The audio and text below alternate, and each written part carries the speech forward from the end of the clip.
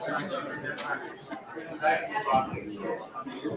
good morning, everybody. I'm Tom Patterson. I'm one of the co-founders of the Boston Global Forum. I want to thank, to get started this morning, thank Ron for putting together this wonderful program today, and thank you all for coming. We've got a pretty full morning. We've got a little bit of a late start. Well, good morning, everybody. I'm Tom Patterson. I'm one of the Boston traffic isn't always very forgiving. Boston Global Forum was expected to be here by 8:30, and we're running a little on the late side, but we really have a full day today. We have 3 videos, and thank you all for coming. 2 citations, got a pretty full morning, between 15 and 20 speakers, hopefully short. Well, good morning, everybody. I'm Tom Patterson. I'm one of the and every year at this conference, the fall conference, we can find, we give our peace and security award. We really have a full day-to-day award. And this year we did it a little bit differently. 2 citations. We did it outside the confines of this 20 speakers. We did it in India, the C2, the C20. And every year at this conference, the fall conference, the recipient this year is we give our spiritual leader, founder of homeless shelters, health clinic, this year hospital, world-class university, and much more. And we'd like to start today by sharing with you a video from the C20. And every year at this conference, the fall conference, the recipient this year is spiritual leader. During the Civil 20 Summit in Jaipur, the keynote speaker of technology, education and empowerment, Gyan and Kwan, informed Amma that his organization, the Boston Global Forum, wanted to bestow upon Amma its 2023 World Leader for Peace and Security Award. The core focus of Boston Global Forum is forming a social contract and international law regarding the use of artificial intelligence. The award, which is presented jointly by Boston Global Forum and the Michael Dukakis Institute for Leadership and Innovation, will be presented to Amma in recognition of her remarkable contributions to global peace, spirituality, and compassion. In the words of former Governor Dukakis, we are profoundly honored to recognize Amma as a world leader for peace and security. Her tireless efforts to promote love, compassion, and global unity are truly exemplary. Amma's legacy will continue to inspire our collective journey towards a more harmonious world. Former recipients of the esteemed award include Dr. Ursula Gertrude von der Leyen, President of the European Commission, UN Secretary General Ban Ki-moon, former Chancellor of Germany Angela Merkel, and former Prime Minister of Japan Shinzo Abe are truly exemplary. ഈ വിഷയത്തെ സംബന്ധിക്കുന്ന ഒരു ചെറിയ video നമുക്ക് കാണാം. അതിനുശേഷം ഈ സമാദരണീയമായ പുരസ്കാരം അമ്മയ്ക്ക് സമർപ്പിക്കുന്നതായിരിക്കും. Now watch a brief video about the Leyen, President of the European Commission, UN Secretary General presentation of the 2023 World Leader for Peace and Security Award. This prestigious recognition is a joint initiative of the Boston Global Forum and the Michael Dukakis Institute. It is an honor bestowed upon those who have made remarkable contributions to global peace and security. 2020. Today, we come together to celebrate an individual, especially for her profound compassion, unyielding dedication to spiritual values, and influential global leadership. It is an Sri Mata Amritanandamayi Devi, founder of MA Bhat, MA Centers, Embracing the World, Amrita Hospitals, and Chancellor Amrita Vishwavidyapitham, formerly known as Amma, who embodies the essence of harmony and safety to millions around the world.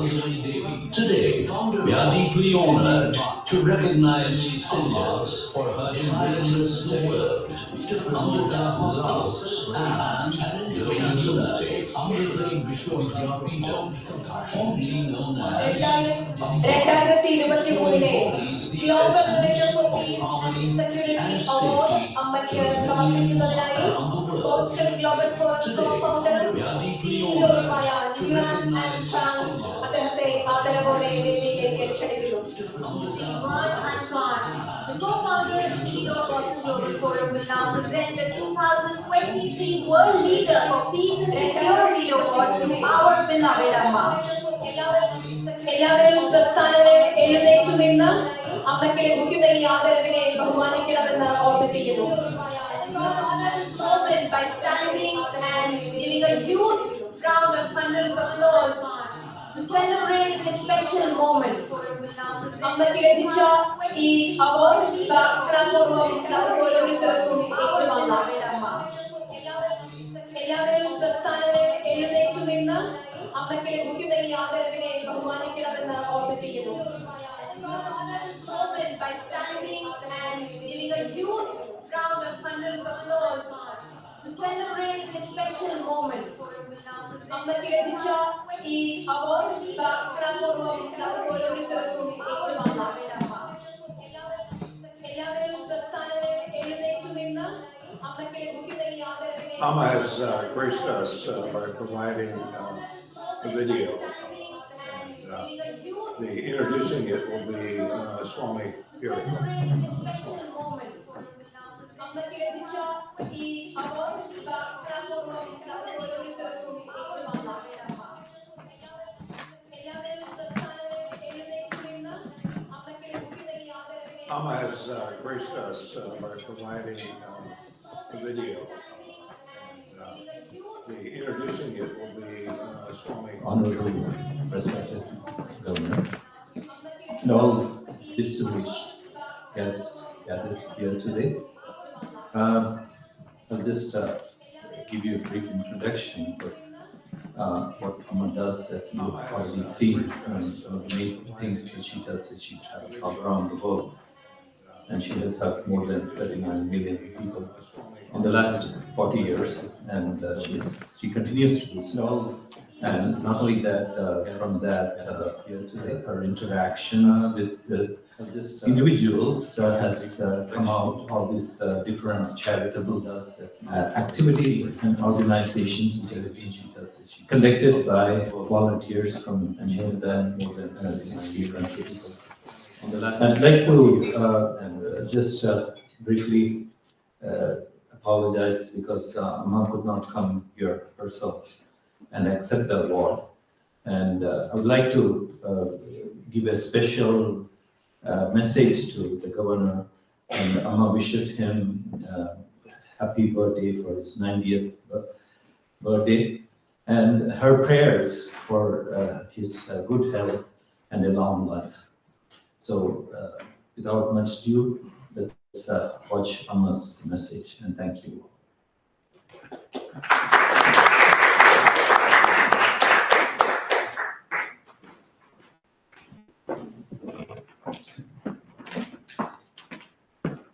പ്രൊഫസറുകളും ആത്മസുകളായിരിക്കുന്ന എല്ലാവർക്കും നമസ്കാരം. Amma bows down to all of you who are embodiments of pure love and the Supreme Self. At the outset, Amma wishes to thank the Boston Global Forum for conferring this prestigious award on her. Amma feels that if she has made a positive impact on the world, it is solely because she has children who have chosen to selflessly love and serve others. Therefore, this acknowledgement and accolade should actually go to them. Amma's only wish is to offer solace to the suffering, wipe their tears, and comfort them until her last breath. God has bestowed upon living beings an exquisite and eternal divine flower. This undying flower is our sole shelter, planet Earth. Our Earth has an amazing power to provide us everything we need to overcome any challenge thrown at us by the changing seasons and weather. But God has also made us responsible for taking care of Earth and ensuring that her beauty, color, vitality, and fragrance do not fade. What are we doing instead? Are we protecting this rare boon or ruining it? Externally, the gap between man and machine is decreasing. Internally, revenge, hatred, and anger are eating away at the human mind. With advancements in science, man has learned to fly like a bird and swim like a fish, but has forgotten how to walk and live like a human being. We end up destroying ourselves when we fail to handle science and technology with proper discernment. Science and technology do not have any awareness or discerning power of their own. We need to have the right values to direct them. Humans believe that they can conquer the entire universe using science and human intelligence. This is similar to the ignorance of a child who sees the sky through his bedroom window and claims it to be his own. In reality, what man's intelligence has discovered is nothing but a small speck of this infinite universe. Human beings are like waves that frolic on the surface of the boundless ocean, yet know nothing of its depth or vastness. Waves are born and die in the ocean. All living beings are waves in this infinite ocean that is God. We are born, live, and die in this infinite ocean. Just as the wave and the ocean are essentially one, man, nature, and God are essentially the same. Our internal and external conflicts, the greed to own everything, and feelings of revenge and hatred are all a reflection of our lack of understanding of this oneness. Logic and intellect are all that we need to understand how to use machines, but in order for our awareness to expand, we need an all-encompassing perspective. Spirituality is the path to expanding our outlook. It teaches us about ourselves. Modern science now accepts that everything in the universe is interconnected. However, it is often scientists that are discriminatory and divisive in their perception. Amma remembers a story. On a very hot day, two workers were digging a well. One of them pointed to the supervisor, who was relaxing under a nearby tree, and said to his friend, "Hey, look, we're working so hard, while that guy is just cooling off under a tree. How is that fair?" "Go ask him yourself," replied the second worker. The first worker dropped his shovel and walked to the supervisor. "We're working so hard in this heat while you just get to cool off in the shade. Why?" "Logic and intelligence," replied the supervisor. "Intelligence? How is that?" asked the worker. "Allow me to demonstrate," replied the supervisor. "I'll keep my hand on this tree trunk. Hit it with all you've got." The disgruntled worker summoned all his energy and slammed down a powerful punch. But just before the punch landed, the supervisor withdrew his hand and the worker's knuckle crashed into the tree. Nursing his broken hand, he went back to his job. "What did he say?" asked the second worker. "Oh, he said it was intelligence," replied the first. "What does that mean?" asked the second worker. The first worker looked around but did not see a tree nearby. Keeping his good hand on his own cheek, he said to the second worker, "Hit my hand." With all his strength, the second worker hit the first worker's cheek with his shovel. The first worker withdrew his hand at the last minute and the blow landed smack on his face. Many of us are like this foolish worker, endangering our own existence with our indiscriminate thoughts and actions. Once a woman came crying to Amma. "My daughter is depressed because she is almost blind," she cried. She was fine until the COVID pandemic hit. Then during lockdown, she shut herself in a room, watching shows and playing games on her phone. She would not even come out to eat. When we tried to make her take a break, she flung the phone and broke it on purpose. She then refused to eat until we bought her a new phone. This trend continued again and again. She wouldn't eat or sleep, and in this way she went through 5 phones. When we finally took away the phone, she started using her laptop. She has already broken 2 of them. Now she suffers from mental illness and is unable to even go to school. What should we do? Thousands of children suffer from such mental illness. Even the best things are only good in moderation. Devices are great tools when used for studies and moderate entertainment. But what's the result of indiscriminate use? Children follow their desires, ultimately leading to their own destruction. This trend needs to be brought under control. There are two types of education: education for living and education for life. Education for living is needed to earn financial stability. Education for life is the science of facing trials and tribulations. It is essentially spirituality, and this helps us to learn how to interact with the world and its attractions. An elephant is an elephant, and a horse is a horse. We need to see each as they are, instead of viewing the elephant as a horse, and vice versa. Amma is not undermining the importance of science and technology. We need to maintain a proper perspective and see everything in its own place. The increase in global population has led to rising global hunger as well as mortality due to disease. This prompted researchers to find practical solutions to these problems. Through research, 6-month crops are now harvested in 3 months. Cows capable of giving 2 liters of milk were modified to yield up to 20 liters a day. Most cattle receive antibiotics to prevent diseases. People started adding 75% toxic chemicals to the soil instead of the permissible 5%. We need a healthy body to have a healthy mind. But polluted foods lead to so many diseases, and it's now hard to find safe food.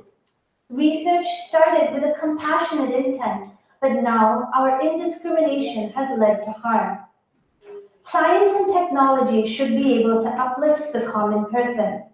In many remote villages, there is a shortage of electricity, so we've been able to provide them with solar power. Our university has used technology and haptics to provide vocational training to hundreds and thousands of women. Where schools are distant and transportation is unavailable, children were provided with online classes.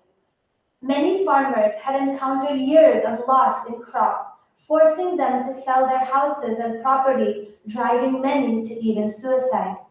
We taught them modern farming methods that helped them recuperate their losses and earn a profit in their very first year. Technology remains the same, but it's us who need to decide whether to use it to benefit or harm our society. Nowadays, our pursuit primarily centers around desires rather than necessities. Desires and needs are two separate things. We should recognize the difference. For example, a $100 watch and a $100,000 watch will both show the correct time. Telling time is their purpose.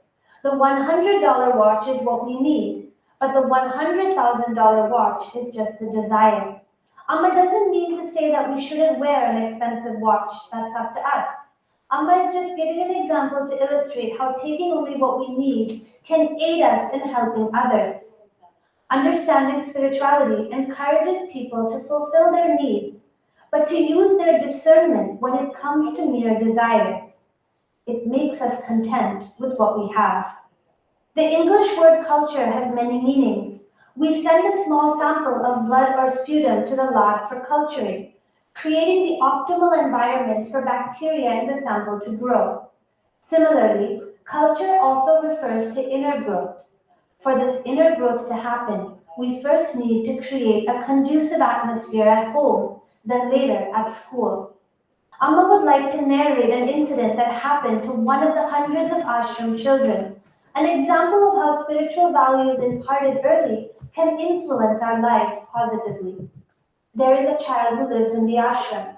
She really wanted a specific doll. She cried and fussed, and finally her mother bought her the doll for her birthday. A few days later, it was another girl's birthday. The little girl gleefully gave her doll to the other child as a birthday present. Seeing this, Amma asked her, "You cried so much to get this doll. What made you then decide to give it away?" The little one replied, "Well, she doesn't have a mother. She may also want a doll like this, right? But who will buy it for her? So that's why I gave her mine." "Didn't it make you sad?" Amma asked. "No," she replied. "I actually felt much happier giving her the doll than when I received it myself."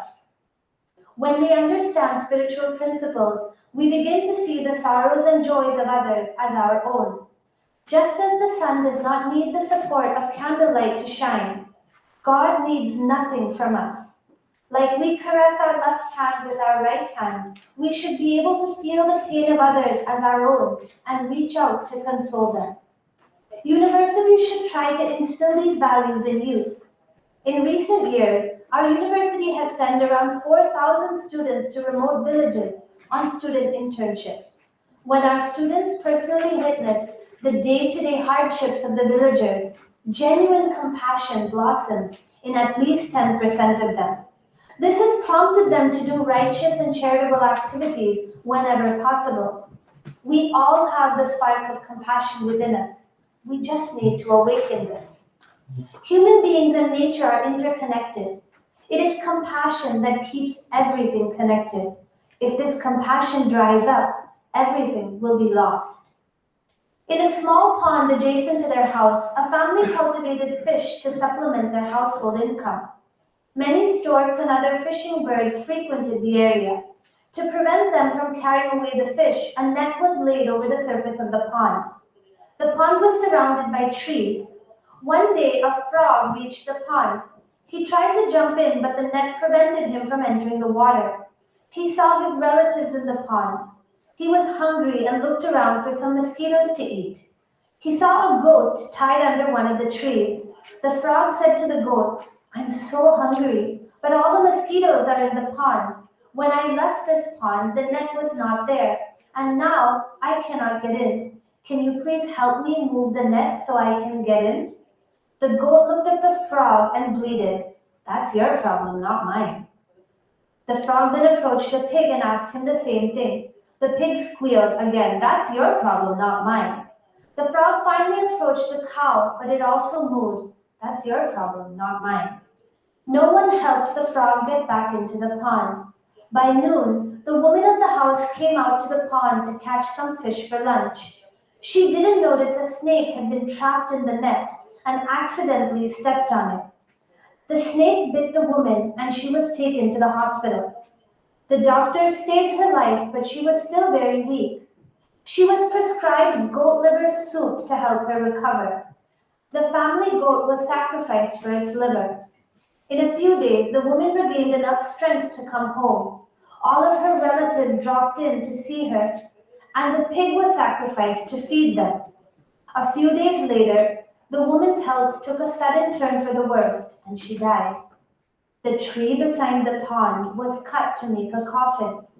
Finally, the cow was killed to feed all the guests who came to attend her memorial service. Actually, if any one of them had felt a little compassion for the frog, no one would have been killed. It is compassion that supports all of life. There is a rhythm to this universe, an imperishable connection between the universe and every living creature within it. This universe is like a vast interconnected network. If a net is shaken in one place, the vibration is felt throughout. Similarly, whether we are aware of it or not, all of our actions reverberate throughout creation, be they performed as an individual or as a group. We are not individual islands, but links on a common chain. There is no use in saying, "We will change if others change." On the other hand, if we change, we will be able to bring change to the rest of the world. Changing our internal attitude will bring change to our external circumstances as well. In life, there are certain things that we can change and certain others that we just have to accept. For example, someone whose genes dictate a height of 5 feet will not grow any taller, even if he eats more, takes supplements, or hangs upside down. In such situations, we should practice acceptance. However, in other situations where our effort can help, we should try hard to progress. For example, if we fail an exam, we will not abandon our studies, right? We will try again and retake the exam. 3 factors are needed to make any action successful. They are the proper time, self-effort, and God's grace. For example, a man has to travel a long distance in order to attend an auction. So he wakes up early and starts for the airport. Maybe on his way, his car breaks down or he meets with a small accident and ends up missing his flight. Despite the proper time and effort from his part, he's still unsuccessful because the factor of grace was not in his favor. Divine grace is required to make any action sweet and meaningful. To get grace, we need to perform good deeds. We should learn to have gratitude towards everything in life. We are indebted to everything in this world, to all the creatures that helped us grow and made us who we are today. This earth is our mother. Nature is our mother. We should never forget our debt to our mother. We should not walk away, refusing to pay heed to the cries of our brothers and sisters in pain. We should do whatever we can to help them. To help those in need, we may not need a high position or wealth. All we need to do is offer a loving word, a compassionate glance, and a helping hand. Just these simple acts can make our life and theirs both bright as well as meaningful. It is what we give, not what we take, that determines the value of our life. If we can bring even a moment of happiness to just one person's life, it will greatly enrich our own. May all of you, Amma's dear children, be able to achieve this. May divine grace bless you all.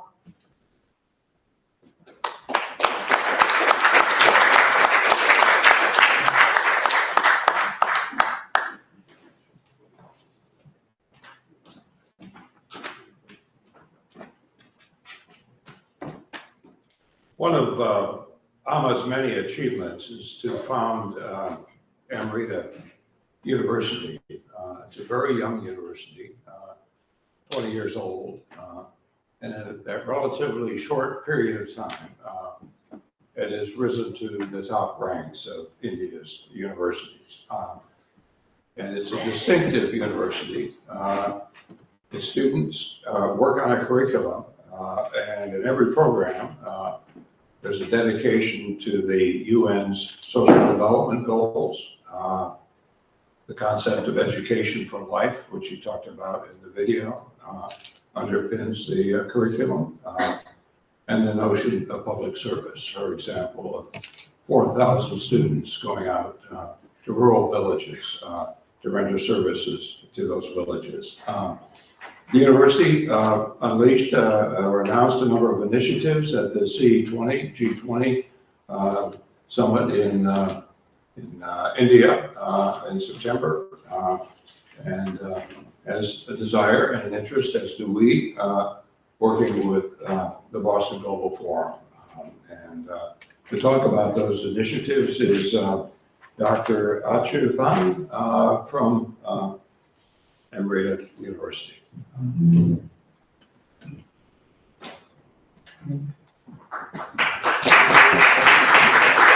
you are. I couldn't see you around the corner.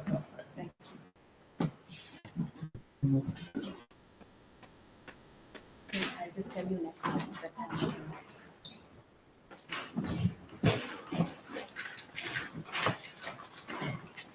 A very good morning to everybody. My warmest greetings to all. My special wishes to Governor Dukakis for his 90th birthday.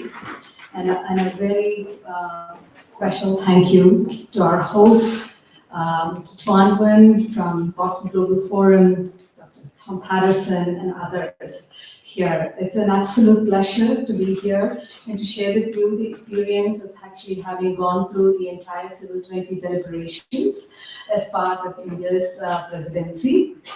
And that's what my presentation will cover, with a brief introduction of the university, which actually Tom summarized quite well. Next slide, please. So as everybody knows, G20, in fact, this name is undergoing a change as we speak. It's actually going to become G21, with the African Union being part of it as well, is representing a significant part of the globe in terms of the 85% of global GDP, 75% of the global trade, and also 2/3 of the world's population. And these numbers will change as we speak. And as part of the G20, there were several engagement groups. One of the most prominent ones, next slide please, is the Civil 20. The Civil 20 really aspires to voice the people's voices as part of civil society organizations to the leaders of the G20. And the logo that was actually provided by the organization that was led by Amma, who was the chairman of the Civil 20, had also very symbolic value. It said, "You are the light." And what this symbolizes is the flame of hope, self-motivation, and selfless service, to remind us of the fact that we may always never see the exact results of what we desire for. However, our work still sheds positive light on the world in terms of our effort. Next slide, please. This time's Civil 20 was a very large group of 16 engagement groups underneath the Civil 20, and it had very, very broad, comprehensive focus, looking at integrated holistic health, to sustainable and resilient communities, to gender equality, to education, digital transformation, technology, security, transparency, amongst others. And just to touch a little bit on the host institution itself, Amitush Vidyapeetham, next slide please, is a very young, fast-growing university in India. And as mentioned by Amma and Tom here, we have a three-part vision, next slide please, which is to look at education for life, going beyond education for living, looking at compassion-driven research, and also global impact. And what we mean by compassion-driven research is looking at what is really required at the most vulnerable strata of the society and bringing together scalable solutions towards that. Next slide, please. And we do that, I'm sorry, the previous slide. And we do that by actually looking at a lot of interdisciplinary research and work. In fact, the milieu of our interdisciplinary centers has a special value in terms of the underlying cornerstone being extreme passion, focus on what we can really do to be able to benefit society in a very scalable, tangible way. Next slide, please. And all of this has actually resulted in several innovations that has actually solved both regional, national, and international problems. For example, looking at disaster management, we see many more of these disasters occurring not only in India but across the world. How can we really use technology to be able to at least mitigate loss of lives, loss of assets, for example, being able to extend communication networks across the ocean to close to 100 plus miles into the sea, so that the fishermen community can actually make use of telecommunication network and save themselves from potential danger. Looking at platforms to be able to connect teachers, the best of teachers, to rural communities through, for example, platforms that we have built called as A-View, which is really talk to the teacher wherever you are, irrespective of distance and time. Next slide, please. Looking at phenomenal research outcomes in the area of medicine, for example, looking at robotic simulations, doing double arm transplants. For example, hands were never considered to be transplantable organs earlier on, but today they are very much so because of some of the treatment possibilities that have come through use of technology and key resources to be able to do this. Go on, please. As Maya mentioned in her talk, one of our biggest emphasis in the university has always been veered towards sustainable development. And what do we mean by that? We look at common problems, challenges that most citizens face in terms of looking at energy and environment, water, health, sanitation, gender equality, livelihood, skills development, etc. And we see what can be some sustainable solutions that not only bring together use of technology, but also the behavioral sciences to be able to change and impact life across the world. We could not have done this without a significant support from a lot of partners, and this has really brought Amrita, next slide please, to be ranked first in India as per the Times Higher Education in terms of the impact rankings that we have earned, and also 52nd best in the world to be able to look at various different sustainable development goals such as SDG 4 for quality education, SDG 3 for good health and well-being, SDG 6 for clean water and sanitation, gender equality, etc., to be able to contribute more and more at the societal level. Thanks to all of our partners and collaborators across the world, over 200 of them that we work with and who have sent their students also to India to participate in many of these activities. Now with that, I'd like to just switch gears here and talk a little bit more about C20. Effective policy building really requires a lot of thorough research, stakeholder engagement, and taking a balanced approach. And what we did here was to be able to look at policies that are very evidence-based, adaptable, and also that address emerging challenges. And the 4 areas, the one specific engagement group on technology, security, and transparency looked at these 4 pillars, which is technology for empowerment, cybersecurity, AI and data for society, transparency, trust, and disinformation. In addition to policy making, we also were, next, click one more. In addition to policy making, we also did a lot of community awareness and a sense of fostering community involvement to be able to strengthen the policies that we are making, to be able to encourage kind of responsible adoption of them, and also fostering a lot of collaboration.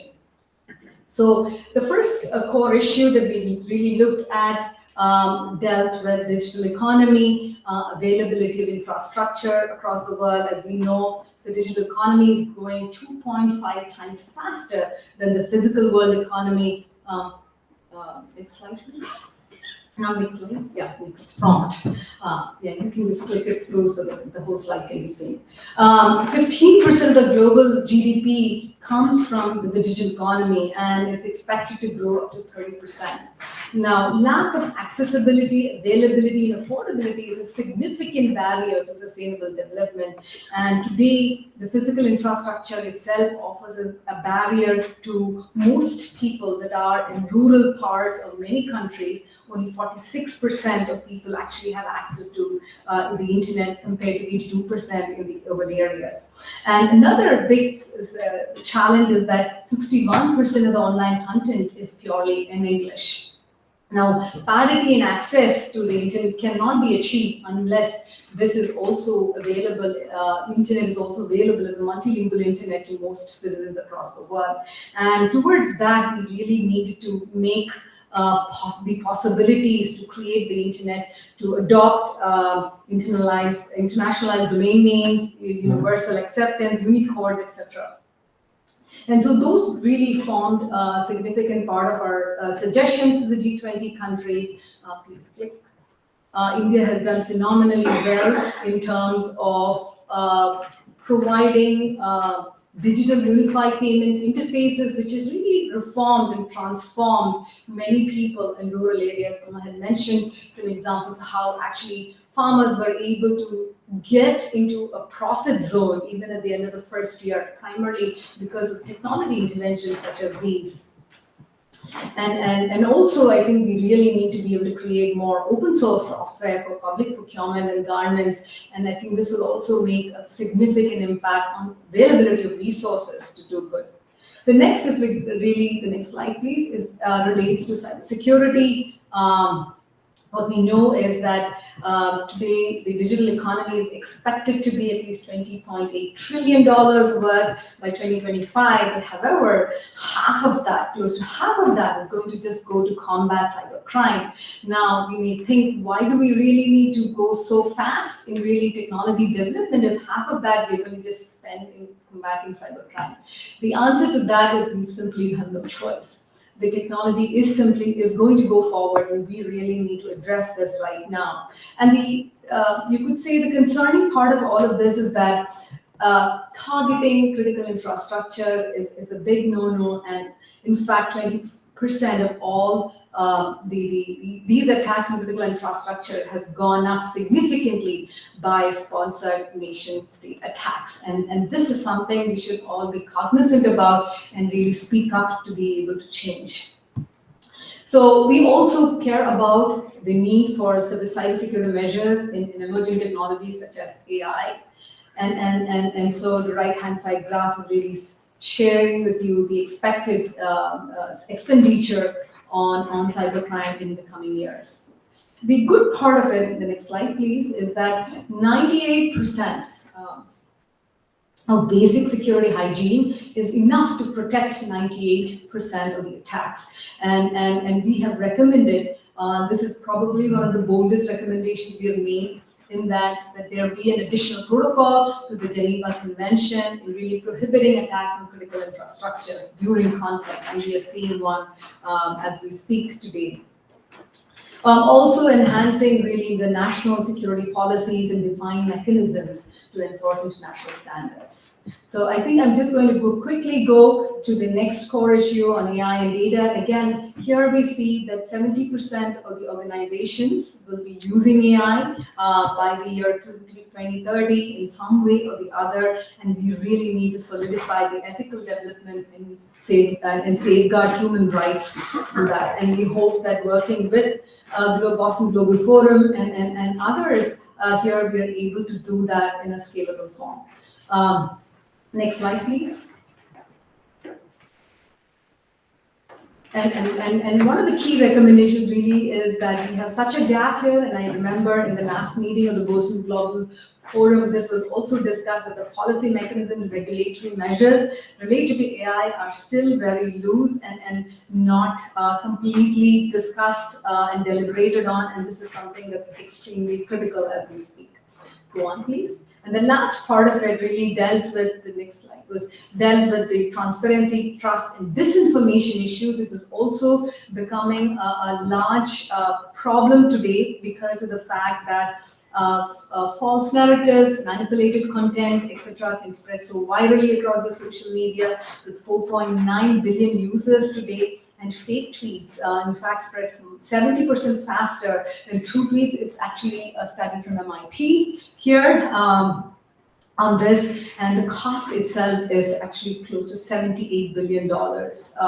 So the biggest challenge here is that we are eroding public trust, potential harm to, hampering critical thinking and obstructing decision making, and that is really what is extremely critical in terms of really looking at disinformation in a significant way. And the important part is just a 5-point increase in digital trust will result in an average increase in GDP of $3,000. Now, this is very, very significant, believe it or not. So it's extremely important to be able to develop mechanisms where we can actually enhance trust. Now, with that, I think the recommendations, next slide, please, dealt with looking at a shared terminology, establishing national information networks, etc. And I think we had significant amount of policy discussions throughout. And next slide, please. We had several events across the world to be able to deal with these different specific verticals. And we ended up with 2 specific cross-cutting recommendations, which included one, education on emerging technologies for the beneficial use and also mitigation of potential harm. And both of these are equally important to address. Second is the absolute need for a collaborative, multi-stakeholder process for countries to really promote secure and an inclusive digital world. We had an excellent set of initiatives that have come out of the C20. Next slide, please. And that has today, next slide, please, close to 22 countries that are participating. Next slide, please. As part of the Global Internet Governance, Digital Empowerment, and Security Alliance, and Boston Global Forum is a very big part of it as well. We also have technology advancement, capacity building. Next slide, please. I'm going to quickly go over these in terms of what we have done towards civil society organizations, specifically as part of C20. And I think I'm going to go to the next slide and the next slide, please. Next slide. And this is kind of the summary of the previous slides. Yeah, fine. So this is actually the summary of the entire accomplishments Civil 20 Group had been able to do with over 6,000 civil society organizations coming together to build these policies from 154 countries. Over 12,000 events happened worldwide with an engagement of 4.5 million people. This was the highest ever civil society stakeholder engagement process in the history of G20. With that, I'd like to thank the incredible team that was part of it and also share with you the great news of this agreement with BGF, Boston Global Forum, and the Michael Dukakis Institute to take some of these efforts even to further scale. As we can see, several of these policies require a significant amount of research and implementation to be able to get to the masses. And with that, we hope that we can work with all of you together. And thank you all very much for this opportunity to share. I'd like to request Tuan, Gwen, Tom Patterson, Dr. Nutley, Dr. David to please come in front for the MOU. Ms. Alison Richards, Gilad, Sri Ramu Damodaranji to also please come up front.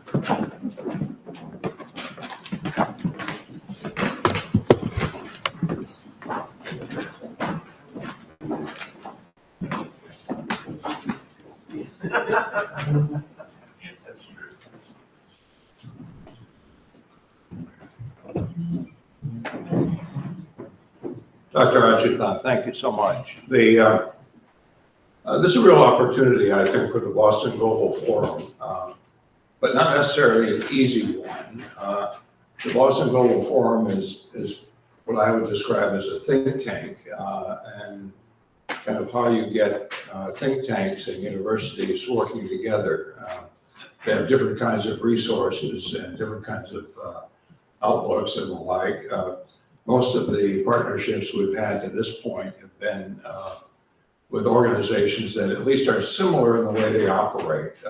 Some of them much bigger, of course, but they're really thinking about ideas like the Club de Madrid, under Ramu, the UN Academic Impact Program and the like. So mainly been the opportunity to kind of sit around, float ideas, refine ideas and the like. There's a wonderful opportunity to work more closely with the university. Obviously, we could benefit from that same process in this context, but to try to go beyond that, to really take advantage of the special resources and the like that the university can provide. That's a bit of a challenge for an organization that really fundamentally is about thinking about ideas, meeting around the table. Actually is a bit lean, as all of you know, in its resources and the like. So I think this is a wonderful opportunity. I think it's one we have to really think about, cultivate, start things, kind of get them going so that the half-life of it isn't like a year, but in fact, a long half-life of collaboration. And if any of you have ideas about, having heard from Dr. Ajithan about what their interests are, you can see where they intersect with our own agenda here at the Boston Global Forum and the like.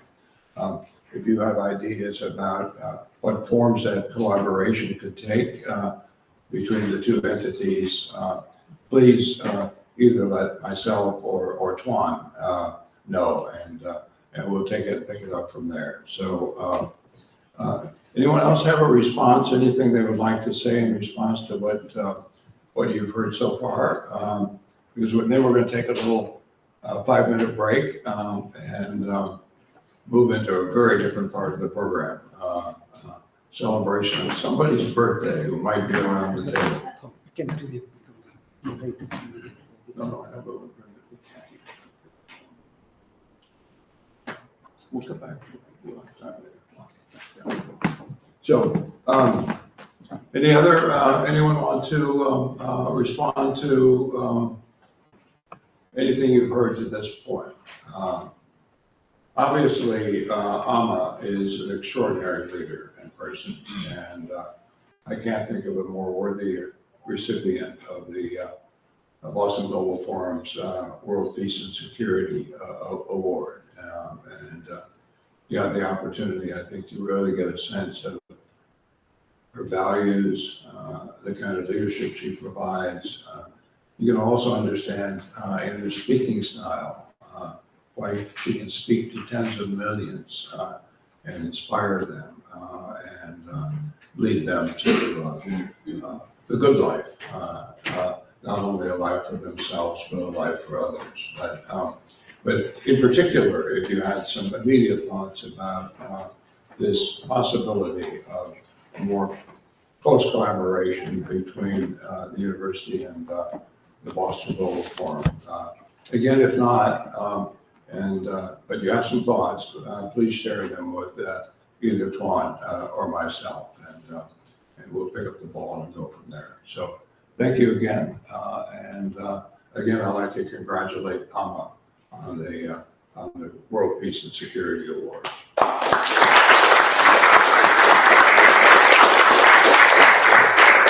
So we'll take about a 2 or 3 minute break. We're running a little bit behind the curve because of the traffic jam. And then we'll come back for the balloons. I'm just kidding about the balloons, but at least the celebratory part of the morning.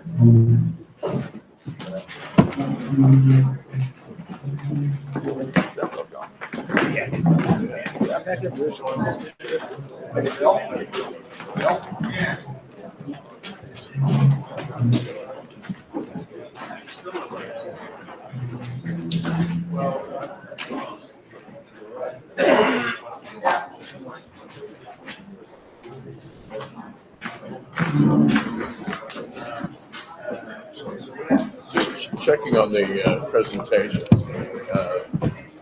So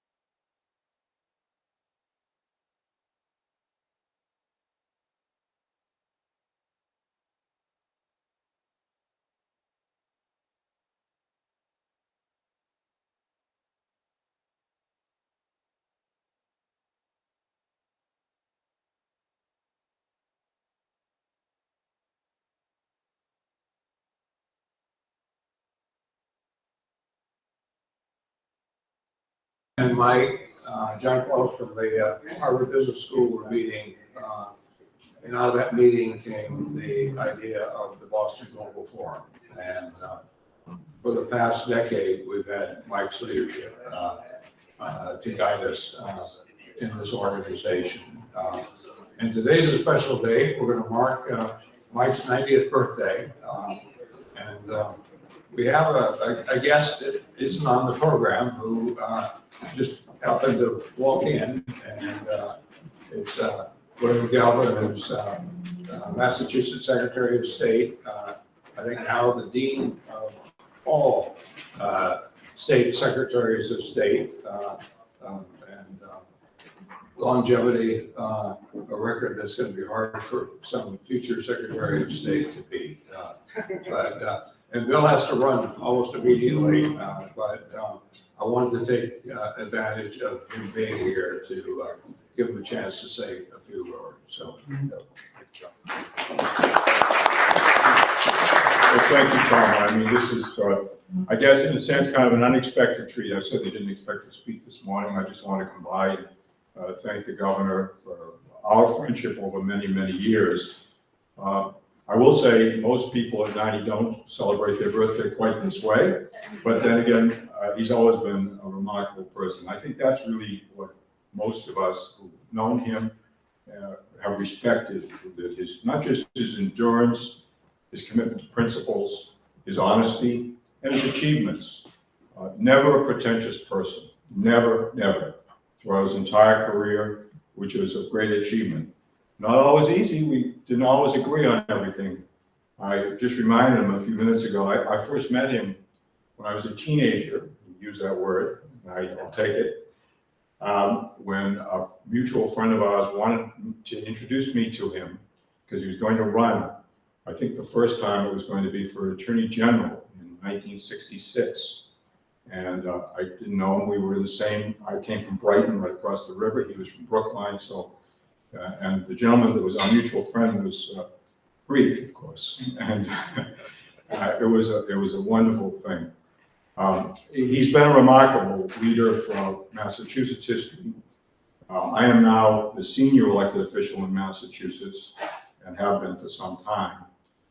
And I think, other than perhaps Senator Markey, the only person who's still in office who served with him when he was governor. So it's certainly an opportunity for us to commemorate this most remarkable life of public service. You know, when you think of our history here in Massachusetts, you think of so many great historic figures, especially in the Revolutionary period. But it isn't so much about the history, it's the dedication to public service. And in that vein, I think, for instance, one of the most remarkable public servants we ever produced was John Adams, who continued to serve for a long time, and his son, John Quincy Adams, the 6th President of the United States, who actually went back as a member of the House of Representatives and died there because of his commitment to service. And Mike Dukakis is in that vein. He simply is, there's no other way to describe it. I must say, as I said a moment ago, I'm not going to prolong and appreciate the opportunity, but I've always found him a little lacking in pretensions, but almost to the point of kind of peculiarities. Having the British Council with us this morning, I'm reminded specifically of a rather remarkable opportunity I had. During his campaign leading up to running for president in 1988, the year before, I was in charge in the legislature of a number of regulated industries, one of which was horse racing and public racing. Horse racing, because we don't have it anymore. And I have to be honest with you, the governor really wasn't a big fan of horse racing or anything, any of the sin things. I also regulated liquor, gambling, all the bad stuff. So as he was trying to become broader in his appeal as he was going around the country, he decided he better find out about these things. So I was getting these calls periodically to go down to his office. My office at the time was on the 4th floor in the State House, the governor's office on the 3rd floor. And I would go down, fairly often. There's some issue that arisen he'd heard about and want to get more information about. But I have to be honest, it was becoming a little bit tedious because I was getting this call. One of his employees at the time was a classmate of mine in law school, went on to serve in the judiciary, Peter Agnes.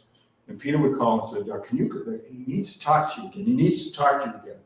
So as I said, it got kind of tedious. So I got in the habit of just racing down. In those days, security wasn't much of an issue. And so you just race down. So I raced in the car. I'd open the door and what is it now? Well, this particular day, I went down, I opened the door, and I was in my shirt sleeves. It was a warm, I recall it was April. It was a warm day. And I had just not even put my coat on. I raced down. I said, what is it? What is it? He says, we have a guest. And I looked across. And I was kind of startled. It was then Prince Charles, now King Charles. And I was stunned. I didn't know what to say. And apparently the prince was here actually for the opening of the Burberry raincoat store or something. But that's the truth. And on Newbury Street, which I don't think is there anymore. In any case, so I said, why am I here to the governor? And he said, well, he's interested in horses. I said, polo ponies, not racing horses. And I have to then have a conversation with the prince about gambling. But whatever, he's a remarkable individual. We in Massachusetts are very grateful for his many years of service, which continue, and we wish him many years to go into the future. He's a great guy. Thank you.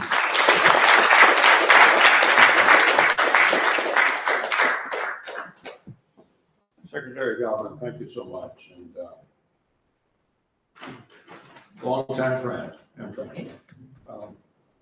So we've got some tributes that we're going to start with.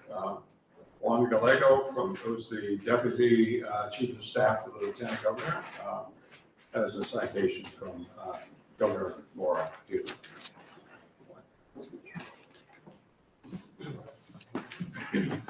Hey, good morning, folks. As you may know, Juan Gallego here with the governor's office. And this is a very special moment for me as well, because I actually used to be the teaching assistant for Governor Dukakis while I was at Northeastern a few years back. So it's a full circle for me to be here this morning with the governor. And now working for Governor Healy and Lieutenant Governor Kim Driscoll, and they send their regard for being unable to be here with us this morning. But they wanted to make sure that we took a moment to acknowledge his years of service to our Commonwealth and really to our country. So I'm just going to read off some sentiments that they sent over. So on behalf of the residents of the Commonwealth of Massachusetts, I congratulate you on the joyous occasion of your 90th birthday, Governor Michael Dukakis. We're grateful to you, Kitty, and your children, John, Andrea, and Cara, for your service to our Commonwealth. As the architect of the Massachusetts miracle, you brought honesty and integrity to the governor's office, changing how government is run and who it serves. Your leadership and foresight is visible through the transformation of major transportation hubs by revolutionizing Greater Boston through the Big Dig and the significant investments across our state. Your policies and values continue to lead and inspire us today to continue to make Massachusetts a more welcoming and progressive place to call home. We thank you for your commitment to us, and we wish you a happy birthday. Happy birthday, Governor. We wish you many more.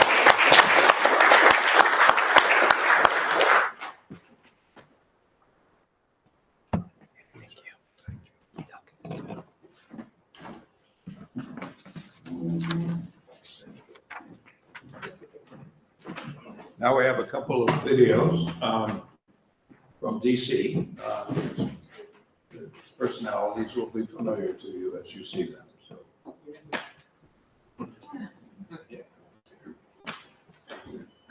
Good evening, Boston Global Forum. I'm so sorry that I can't be there with you in person, but I would not miss the opportunity to congratulate our good friend, Governor Michael Dukakis, and wish him a very, very happy 90th birthday. Throughout his decades-long career, Governor Dukakis has shown that he is a committed public servant, a tireless leader, and a strong voice for Massachusetts families. When he was first elected as governor back in 1974, he faced some of our Commonwealth's toughest battles. Up against a record deficit and high unemployment, Governor Dukakis took these challenges on with passion and with persistence. And his leadership made a key difference in the lives of thousands, hundreds of thousands, millions of people across Massachusetts. After retiring from politics, Michael brought that same passion and expertise to the classroom, teaching at UCLA, at the University of Hawaii, and at our own Northeastern University. Now, when I first decided to run for the United States Senate back in 2012, Michael sat down with me and he told me the right way to run a campaign. He said, run a grassroots campaign grounded in people, based in the neighborhoods, in the cities, in the towns, all across our state. I listened. In fact, that is exactly what I did. I have been lucky enough to count on Michael's support since that very first campaign, and it's made a world of difference. So let me say this one personally.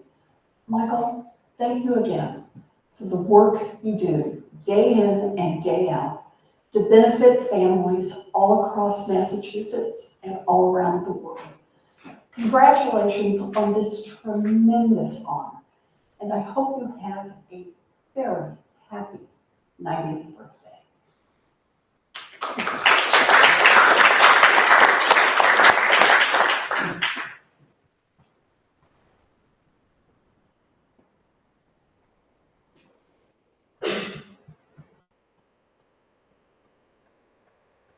Good evening, everyone. What a tremendous honor it is to be celebrating the birthday of the man, the legend, my friend, Michael Dukakis, and the Kitty, the indomitable Kitty. We know Mike would not be Mike without you, Kitty.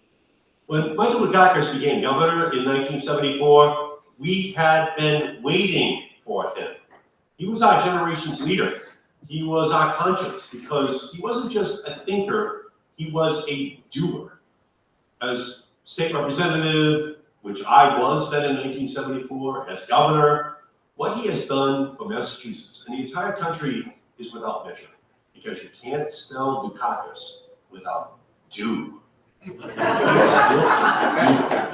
Dukakis Center was work increasing access to transportation options, and all it affords for people to his tenacity in making the north-south rail link a reality for the region. We'll get it done, Michael.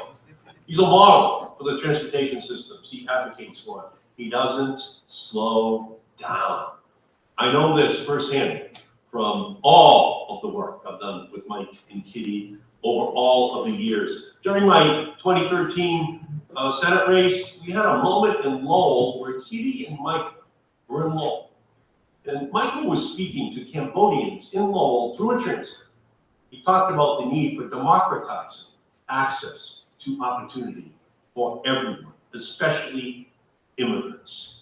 And he told the story of how his own father immigrated to Lowell from Greece to become a doctor. He was able to raise a child who could become governor of Massachusetts. They could have a child who could be running for the presidency of the United States. And the Cambodian people in that room, all nodding their heads, hoping that the American part of their history as well. And here's what I know from that interaction. The Greeks may have invented democracy, but Mike Dukakis invented grassroots politics in Massachusetts. There's an ancient Greek term called agape. It means giving yourself the ability to respond to human suffering. And that's what Michael Dukakis has done every day of his career and his life. He has given immeasurably to the cities and towns of Massachusetts, to the people of Massachusetts and our country, and to our very democracy. To remind us that the potential of our state, our nation, and our democracy rests on our ability to harness the potential of our people. And that is a commitment that Michael Dukakis has delivered on every day of his 90 years. In many ways, everyone who is here knows one thing, that Michael Dukakis just may be the organizing principle of all of our lives. That's how powerful of an influence he's had upon all of us and upon in this world that we live in. So happy birthday, Michael. Have a wonderful time. You deserve it. But I know one thing, you're not slowing down. And you never will.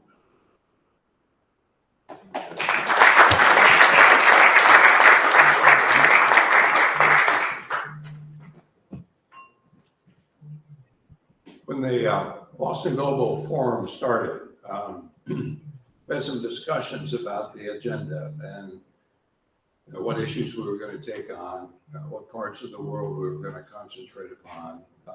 And the natural tendency, I think, for us to think about the US and Europe and those connecting tissues and issues. And Mike, from the beginning, was pushing us to think about Asia and think hard about Asia. And one of the things that that's brought us is a very close connection to Japanese scholars and to officials within the Japanese government. And I have a statement I would like to read from Japan's Minister of Economic Security, who also happens to be the Minister for Science and Technology, Simon Takehashi. Dear Professor Michael Dukakis, I extend my heartfelt congratulations on your 90th birthday. Your tenure as the longest-serving governor of Massachusetts and your tireless efforts in promoting U.S.-Japan friendship and expanding economic exchanges are deeply appreciated. I express my profound respect for your many years of exemplary achievements and hope that you will continue to thrive with your outstanding abilities and wide network of connections. I wish you good health and happiness.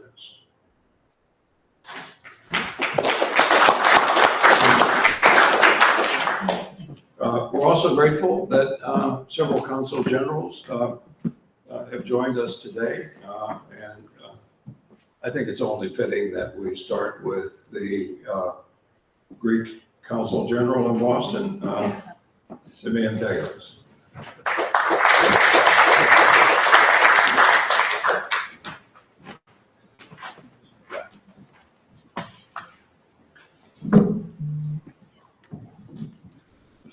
Kalimera. Good morning, Governor.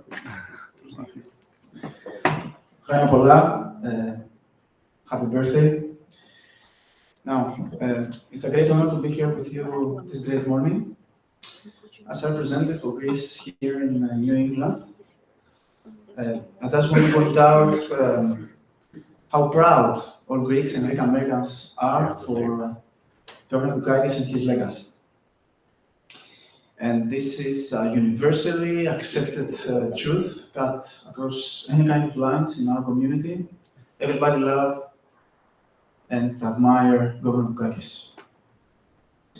Now, the truth is, this unifying factor is just one of the many incredible traits that Governor Dukakis brings to the table.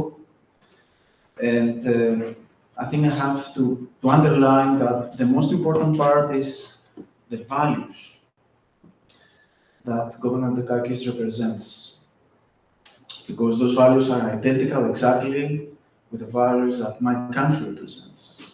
I'm referring to democracy, rule of law, integrity, transparency.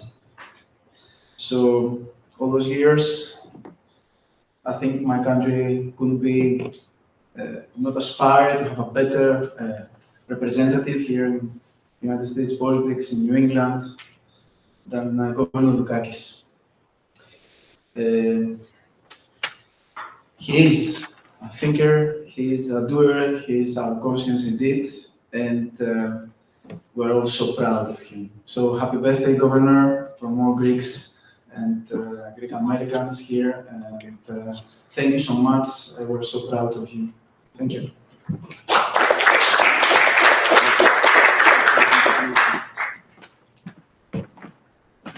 Next, Arnoldo Minuti, who is the Consul General of Italy in Boston.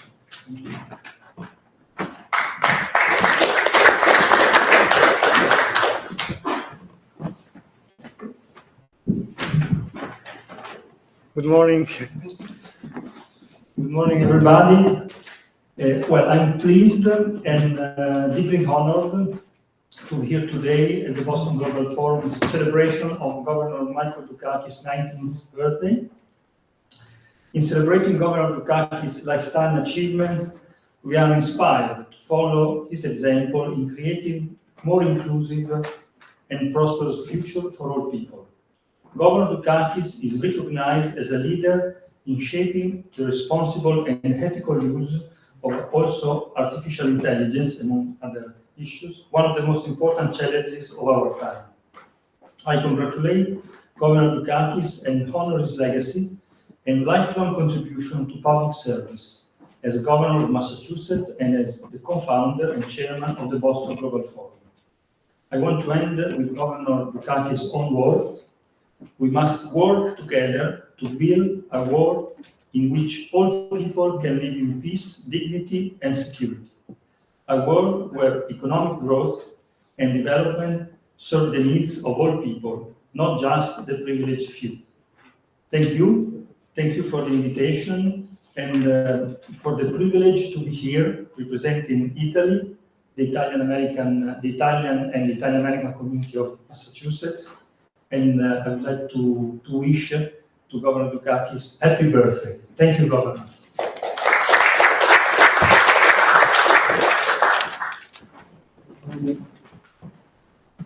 Dr. Peter Abbott, who's the British Consul General to New England. Dr. Abbott.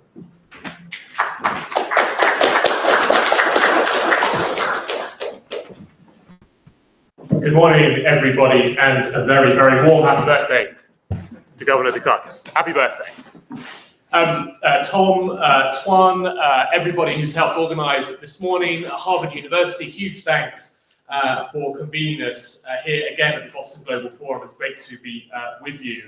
Governor Dukakis, as we've all heard, extraordinary record of public service, but I think for the international community here, certainly for the British consulate, the foundations that you laid, Governor, for a technology-driven economy here in Boston has benefited not just Massachusetts, not just the United States, but the UK and the entire international community. And I think probably all of my consular colleagues around the table, their economies are benefiting from the extraordinary technological innovations that you laid the groundwork for during the Massachusetts Miracle from 1983 to 1991. So huge thank you to you for that. I think it's fair to say we are all also beneficiaries of the investment that you made in the transport infrastructure in Boston. However, given that you were late due to the traffic this morning, I think that is an unfinished piece of work. I wanted just to close by relaying an anecdote that the governor told me last year, which was, believe it or not, the Platinum Jubilee of Her Majesty Queen Elizabeth II. She also very sadly passed away at the end of that year, but we celebrated her Platinum Jubilee in the first half of the year. The governor told me the story of how he met Her Majesty the Queen when she visited Boston in 1976 to celebrate America's bicentennial, and she arrived on the royal yacht Britannia into Boston Harbor, and the governor was there at the bottom of the gangplank to meet her as she came off the ship. And the governor and everybody else in Boston have been told, as everyone is always told, you are not supposed to touch the Queen. If she extends a hand to have a handshake, that's fine, but under no other circumstances are you to touch the royal personage. Unfortunately for Governor Dukakis, about halfway down the gangplank, the Queen tripped. And he, I hope you don't mind me sharing this story, Governor, but the governor saw the Queen start to slip down the gangplank and thought, oh my God, what am I going to do? I'm going to have to catch her, but I've been told not to touch her. Fortunately, the Queen is a consummate diplomat and managed to right herself as she was coming down the gangplank and slipped, but managed to stand up right at the bottom of the gangplank before the governor had to leap into action. But it was a lovely anecdote from a wonderful visit by Her Majesty the Queen in 1976. So I will close there just to say, from the United Kingdom, all the people of the United Kingdom, congratulations on a remarkable record of public service and a very, very happy birthday.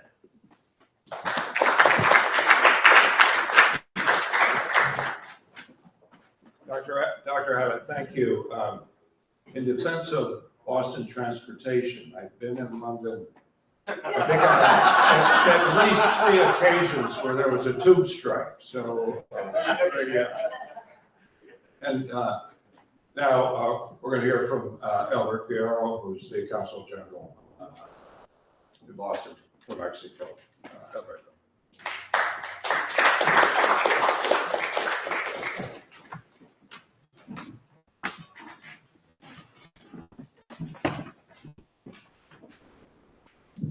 Good morning, everyone.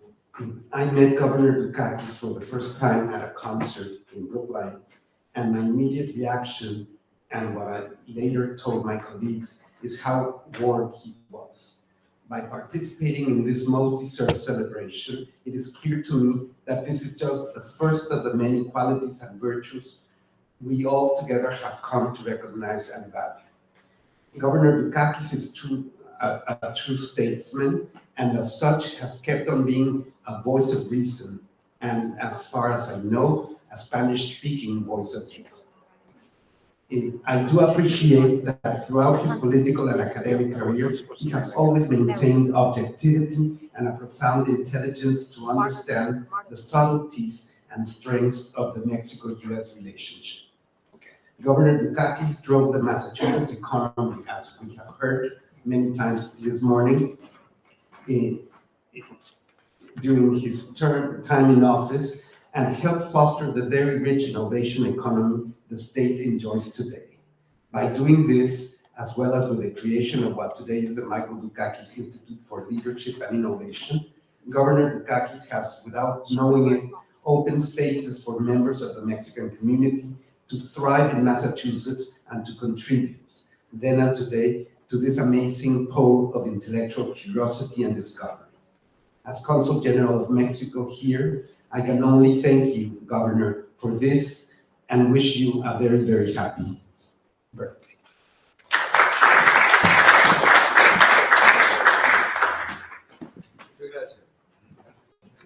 Mr. Fierro, thank you so much.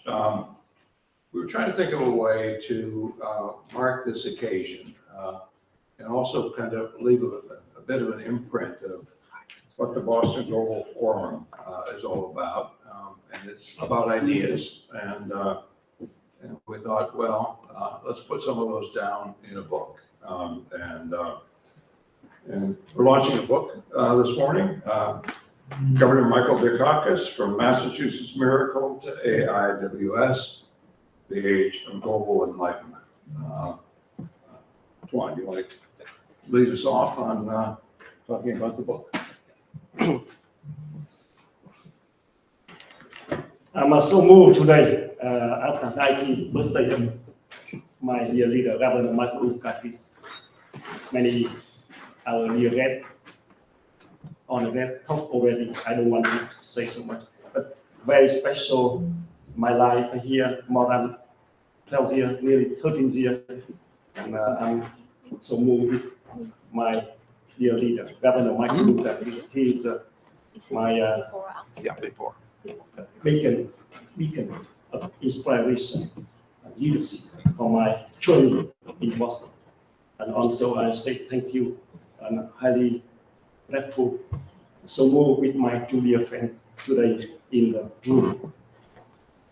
Tom Peterson, co-founder of Boston Global Forum, and my dear friend, Tommy Valley, nearly 30 years friendship. And Governor, just for my heart and for my life, I think he, as my dear father, he inspired me, made me confidence, and we work very, very much. And I have changed to work with many leaders, friend with many leaders in the world. We have 4 pillars: US, Europe, India, Japan. And I have to say, a very, very rare, kindness, warm heart leader. And I think also innocent as my dear leader, Governor Michael Dukakis, so kindly. And I don't want to say more. Everything that is from my dear friends, dear contributor for Boston Global Forum, we make the book that is, you see, that is the cover. Today, we officially launch the book. We start from April 26th conference at Harvard Faculty Club. At that time, we start launch and content, and now we have everything finished, design, and we will official version on 15th of November. Why? Because we would like to put many great content today. One speech from all our leaders and friends as this event, special event, to the book and update. We make special book that is from governor, from Massachusetts Miracle to this 11th year to lead, inspire our society, our work for AI for society that recognized from many high impact, important forum, conference, and event at the C20 summit in India, in Japan, in Europe, Riga conference, and many conferences, and we prepare to launch a new initiative with my dear friend, prepare to do that. And yeah, I don't want to say very much more. I only want to say that the governor, we are very historical and memory moment in this event. Yeah, I think in the future, yeah, big event in our heart, in our memory for our heart. My dear father, Michael Dukakis. Yeah, many times I talk with him. He's my father, dear father, dear leader. Thank you so much for your coming here with Boston Global Forum, and special my two dear friends here, and also everything we will promote, introduce in AI University House Honors. There are many dear leaders joining us, and we honor them, world leader for peace and security at AMA today. We will have very honored place in AIWSCP. We start with Club de Marie with more than 100 former president, prime minister in the world. We build that to bring contribution concept and with our leaders to make the world better. The kindness, as Governor Michael Dukakis want to do that. Thank you so much. Yeah, we are very honored to introduce the book, and we will send you. I don't want to spend so much time for my colleagues to talk more. So many dear leaders, many contributors of the Global Forum in the book. Yeah. Please, that's quick. So thank you so much. And yeah, for my next dear friends talk. Thank you. Thank you, Tom. Thanks, Bob.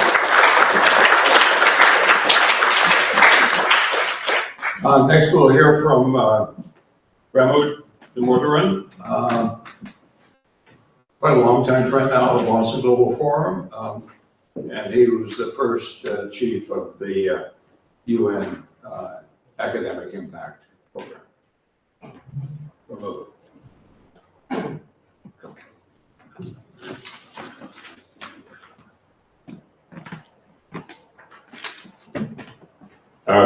Thank you so much, John. I hope the reality is in the most substantive of the shadow you must have seen. I am very grateful to be here because it brings back distinguished Governor, revered Swamiji, my dear friend Tuan, John, all of you, a recollection of my own first awareness of the word or the term or the idea of Massachusetts. I think I must have been 10 years old, and this was, as you would imagine, a prehistoric age before Walkmen, or iPods or even CDs. And we used to get these long-playing records in India imported from the United States. And suddenly a song caught the imagination of all of young India, a song called Massachusetts by the Bee Gees. And those of you who are familiar with that song will remember the one line in it, Massachusetts is a place I've seen. And the irony was that the singers, Barry and Robin and Morris Gibbs, had never been to Massachusetts, they'd never seen it. And yet they spoke of having been there, of having seen it, because it was something so tactile, so immediate to the human mind. And I thought back to my father, who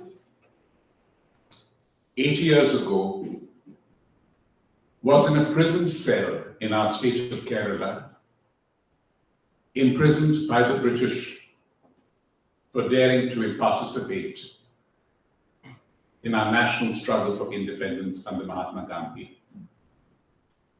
And how in that cell he brought himself up on the history of the world and read about the role that this city, Boston, has played in the history of the United States, but more than that, in the history of the world, little realizing that just 10 years later, India would be free, and he would be walking the streets of the city as a student at the Fletcher School. I think of my dear and cherished friend Tuan, growing up in a country that was physically, mentally, and dare I say spiritually at war with the United States, never dreaming that one day he would found or co-found a global forum in the city, named for the city. You, Governor Dukakis, have been responsible, as all of us have attested, to the miracle that is Massachusetts.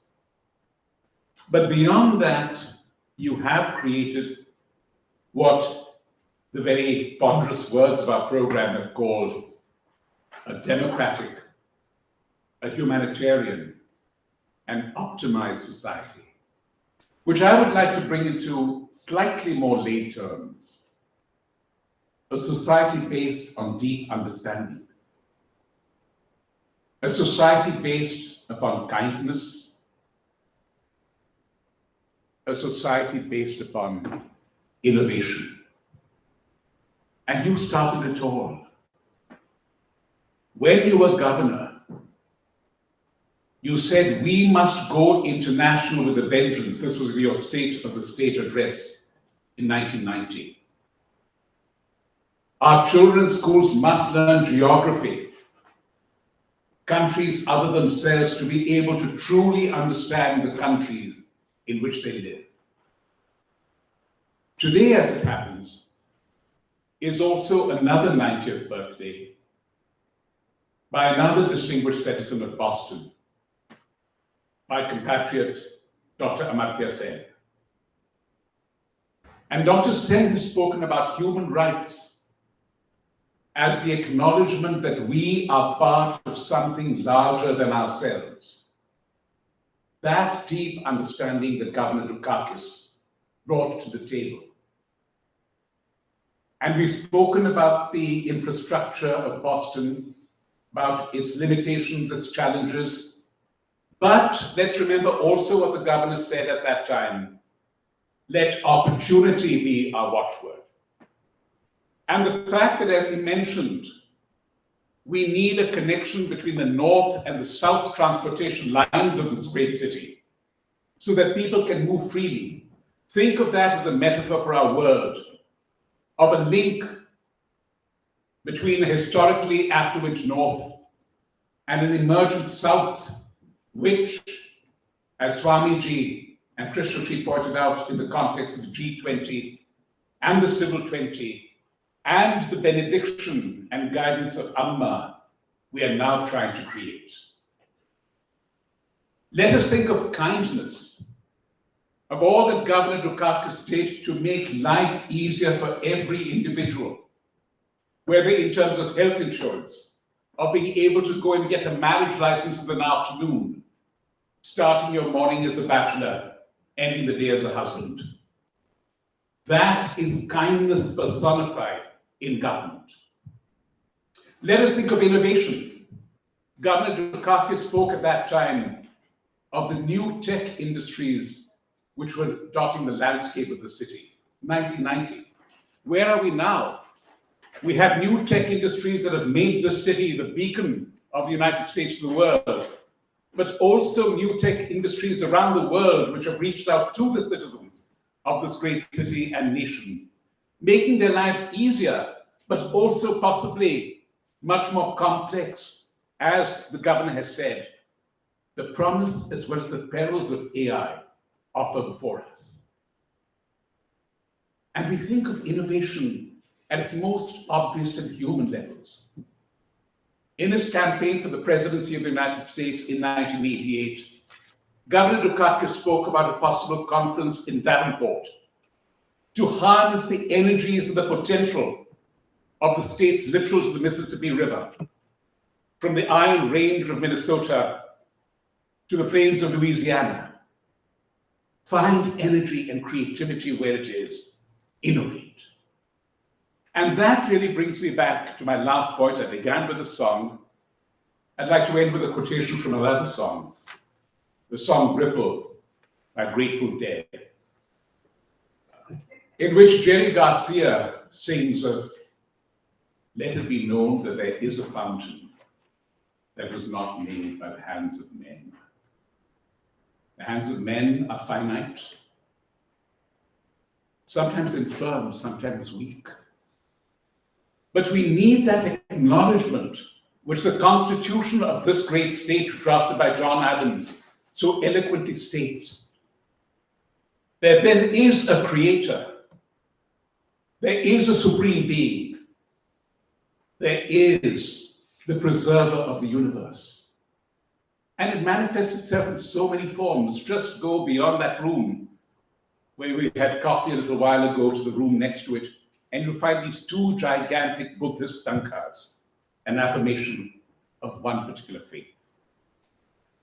This morning, I was sitting at breakfast with my cherished friend Martin, and as an aside, let me advise all of you, never have breakfast with a theologian, because he will always make so important a point that the toast will not reach your lips.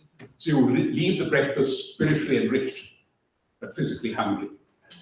That said, what Martin told me about the definition of an atheist will always remain with me, because atheism, he said, is a form of self-affirmation, that I am who I am. But be that as it may, even if you are who you are your own creator. So respect yourself, as the Constitution says. It does not enjoin you to create a supreme or an alien human being if you choose not to. If you do choose to worship your God, go there. Go to what Amma in her message a little while ago spoke of, that infinite ocean that the solace of faith provides to us, no matter in whom that faith is invested. Tom was generous in referring to the United Nations Academic Impact. When I was asked to devise it and lead it 15 years ago by Secretary General Ban Ki-moon, he said, you know, Ramu, there are some things that are beyond governance. Swamiji was mentioning how this year, at the end of the C20 deliberations, when we saw that long list of possibilities that Krishnaji shared with us, Amma said, don't expect governments to handle this. It will be for you.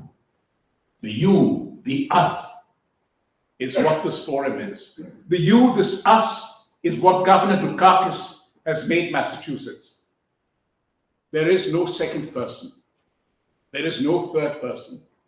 There is just one first person invested in herself, but in that investment, invested in the many. So let me, if we could have that final slide, leave you with one closing thought.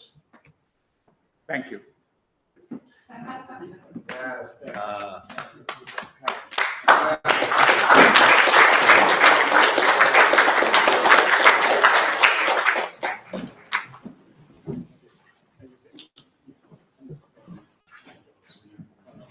Next, we'll hear from Nazli Chukri, who's a member of the Boston Global Forum and of the board, and has been with us nearly from the beginning. She wasn't in the room for the founding, but you've been in the room almost every time since. Nazli.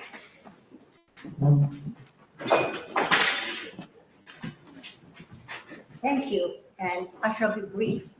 I'd like to bring you back to Michael Dukakis, the persona of Michael Dukakis, as the individual, the statesman, the manager, the leader, the collaborator, the problem solver, and the inspirer of a better future.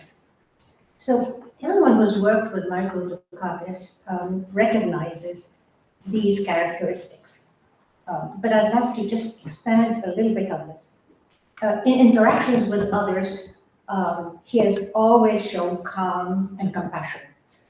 Differences of views are dealt with in equilibrium and balance, and priorities, the priorities that you bring to him or discuss with him, are reviewed and assessed with efficiency and requisite equity. And very few of us can do that very well.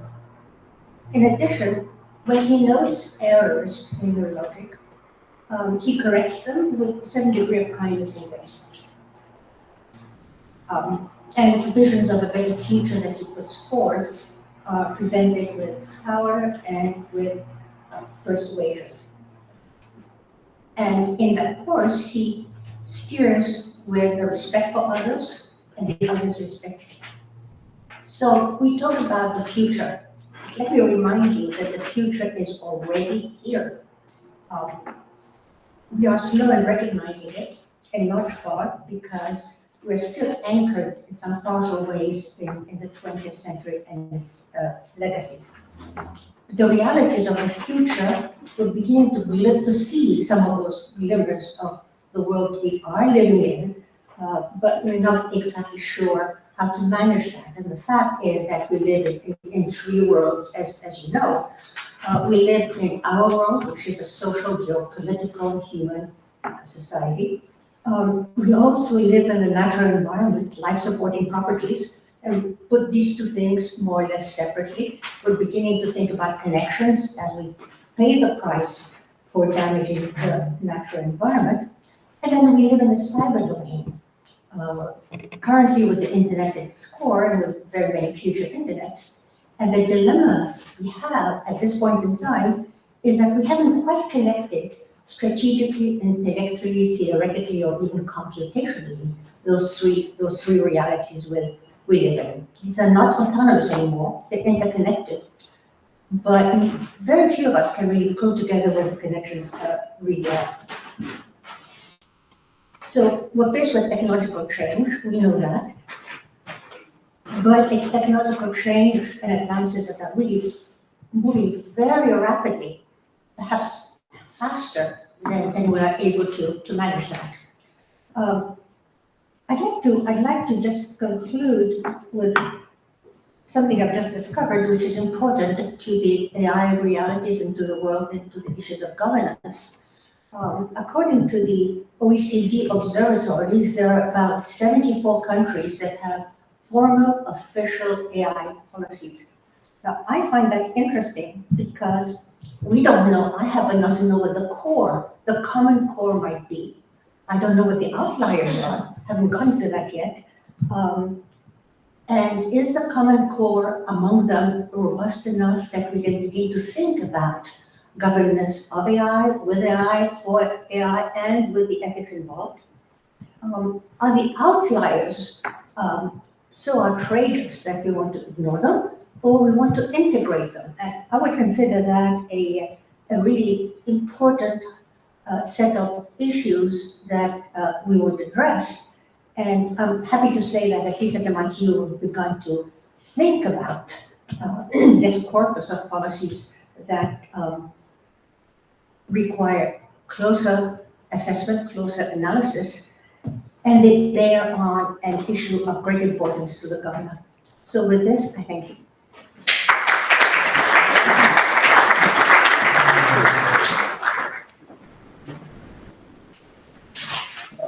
Nosley, thank you. Is this working?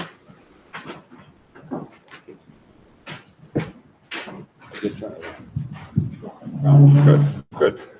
So, you know, what would a birthday party be without cards and gifts? So I want to stand here for this part of, before we hear from Mike, so that he can see, you know, that part of the, you know, when you stand over here, you're out of sight of Mike and Mike is out of sight of you. So he's seen less of this celebration of his birthday, I think, than anyone in the room. So, but there's a card circulating, Mike. I don't know where it is, but that's the signature, has on it the signature of the people here today. Now, I went to 4 stores yesterday looking for a birthday card that said 90th birthday. The closest I could get was 80th birthday.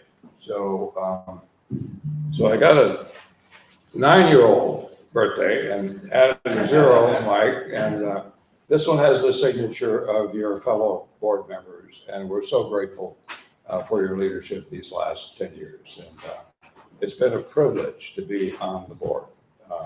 Thank you very much, Mike.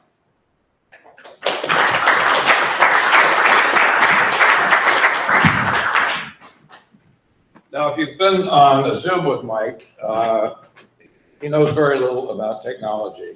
We talk about AI a lot, but when you see him on the screen, it's not Mike Dukakis, it's John Dukakis, his son. And John is actually the tech guru, and if there's a problem, John straightens it out. So this little gift, Mike, when you open it, is old technology. To use it, all you're going to need is a pen. So we'll put this here for you. One more.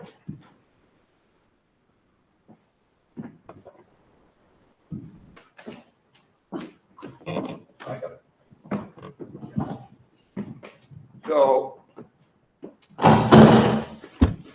Mike, this is a map of Boston. Now, when you go to the antique stores in Boston, you can find tons of maps of old Boston. What's hard to do is to find one from about 1933. So this one's from 1926. And it's got all of the main buildings in Boston, and right at the center is Filene's. So if you've been in Boston for a long period of time, you know Filene's. But also on here, you see the state capitol, where you had your office as governor. And I think you'll also see on here many of the haunts that you visited when you were in school in Brookline, Massachusetts. So we'll get this to you, Mike. But happy birthday, Mike.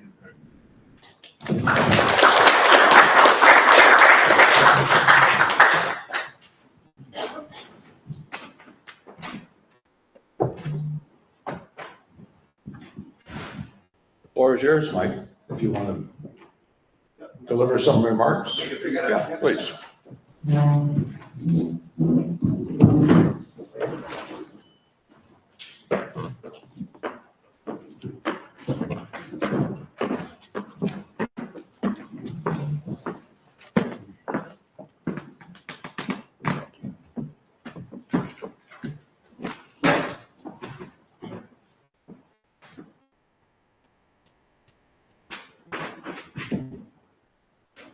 Tom, thank you very, very much, and thanks to all of you.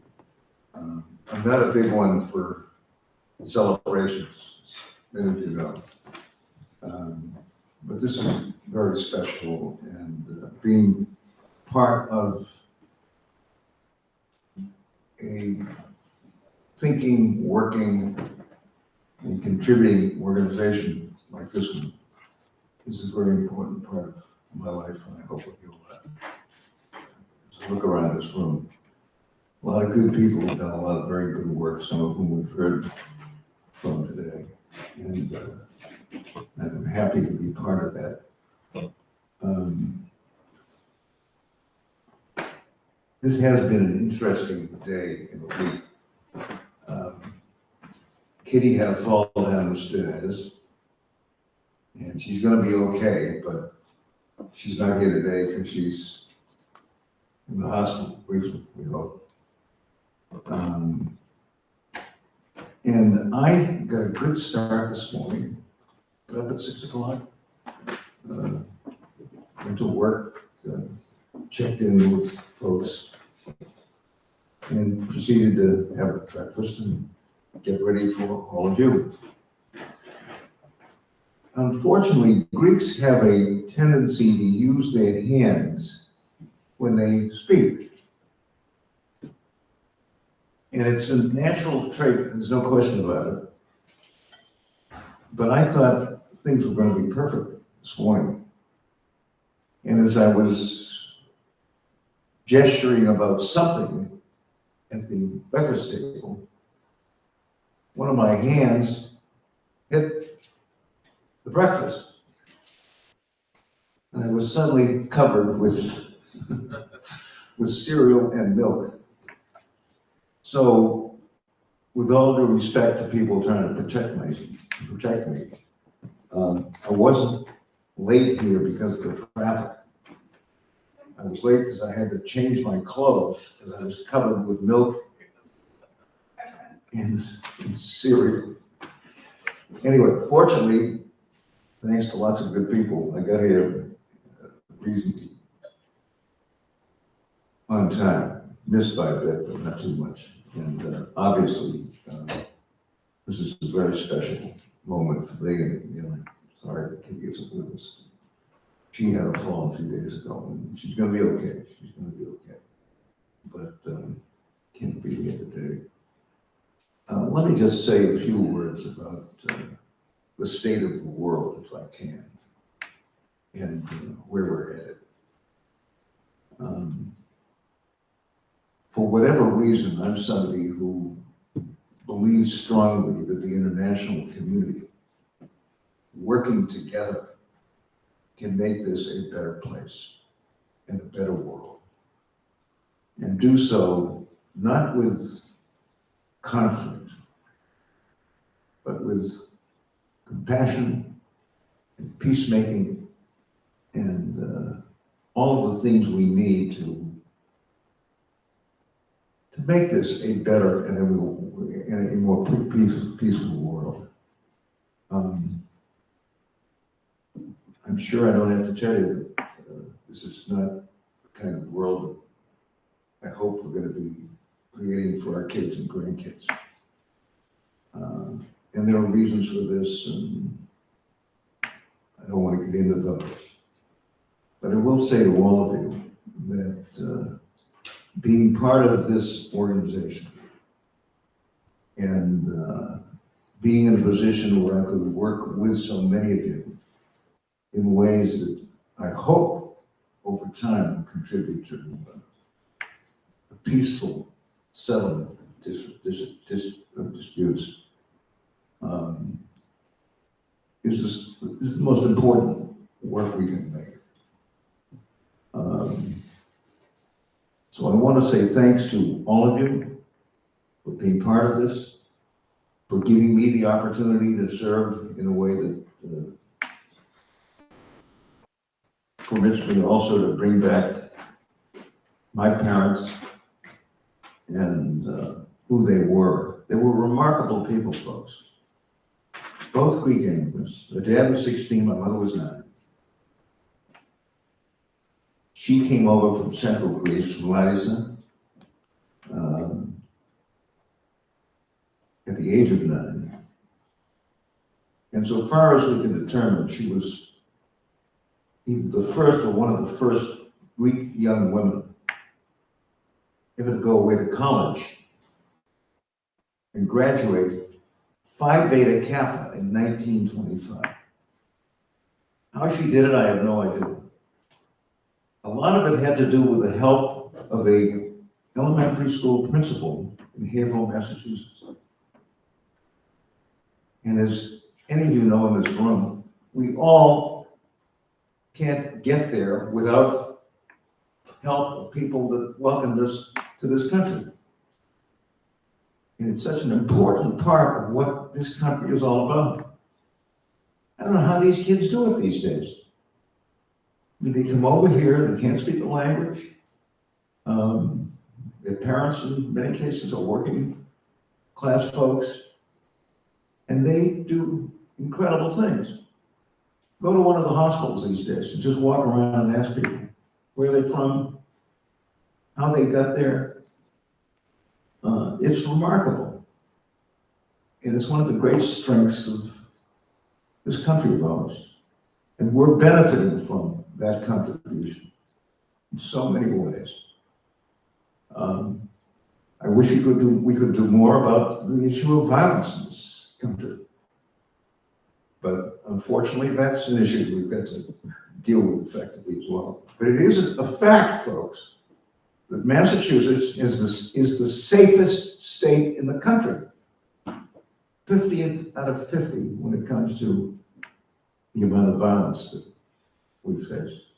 Which doesn't excuse some of the things that we've lived through in the last just few weeks, but tells you something about the ability of an incredible group of people from all kinds of backgrounds, from all over the world, to create a society which I'd like to think, notwithstanding these issues,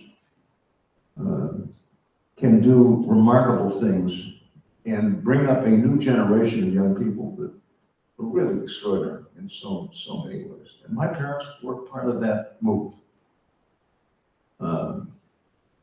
In fact, one of our dear friends who sends us postcards from time to time does that. And she's a wonderful person.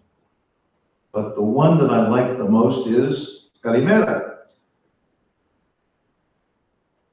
Now, the Greeks in the room will tell you that that is good morning, but it's more than good morning.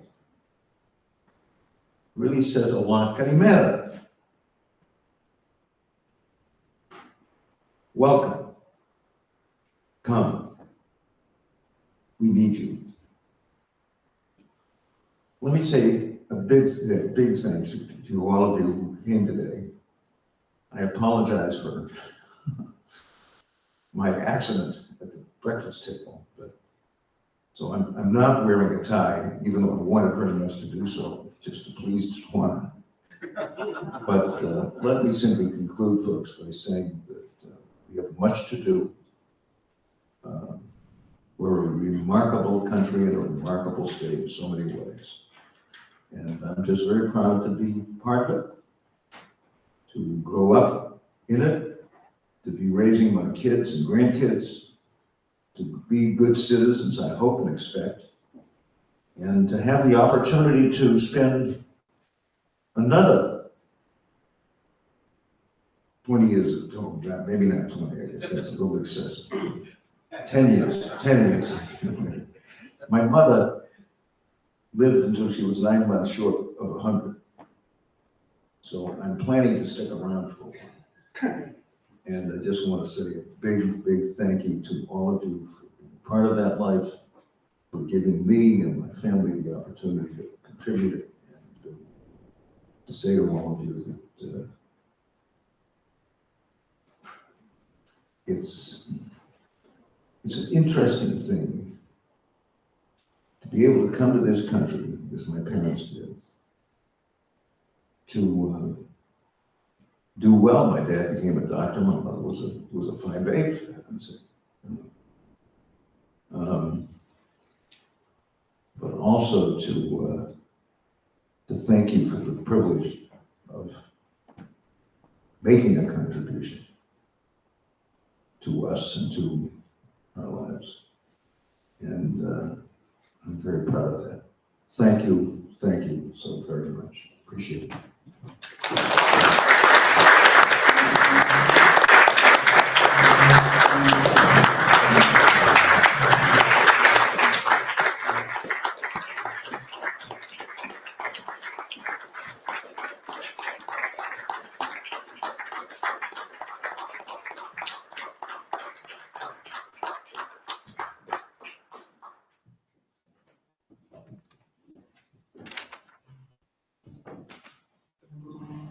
Mike, thank you. And again, happy birthday and a deep thanks for the leadership you've given the Boston Global Forum over these last 10 years and for a much longer period to Massachusetts, the United States, and the world. We do want to let you know about two initiatives that the Boston Global Forum is embarking on. And so I don't know, David, whether you and John and Thomas are going to present separately or together. What's this? Separately. Okay, I think John, okay. John Clevenger, I think you're up first. Thank you.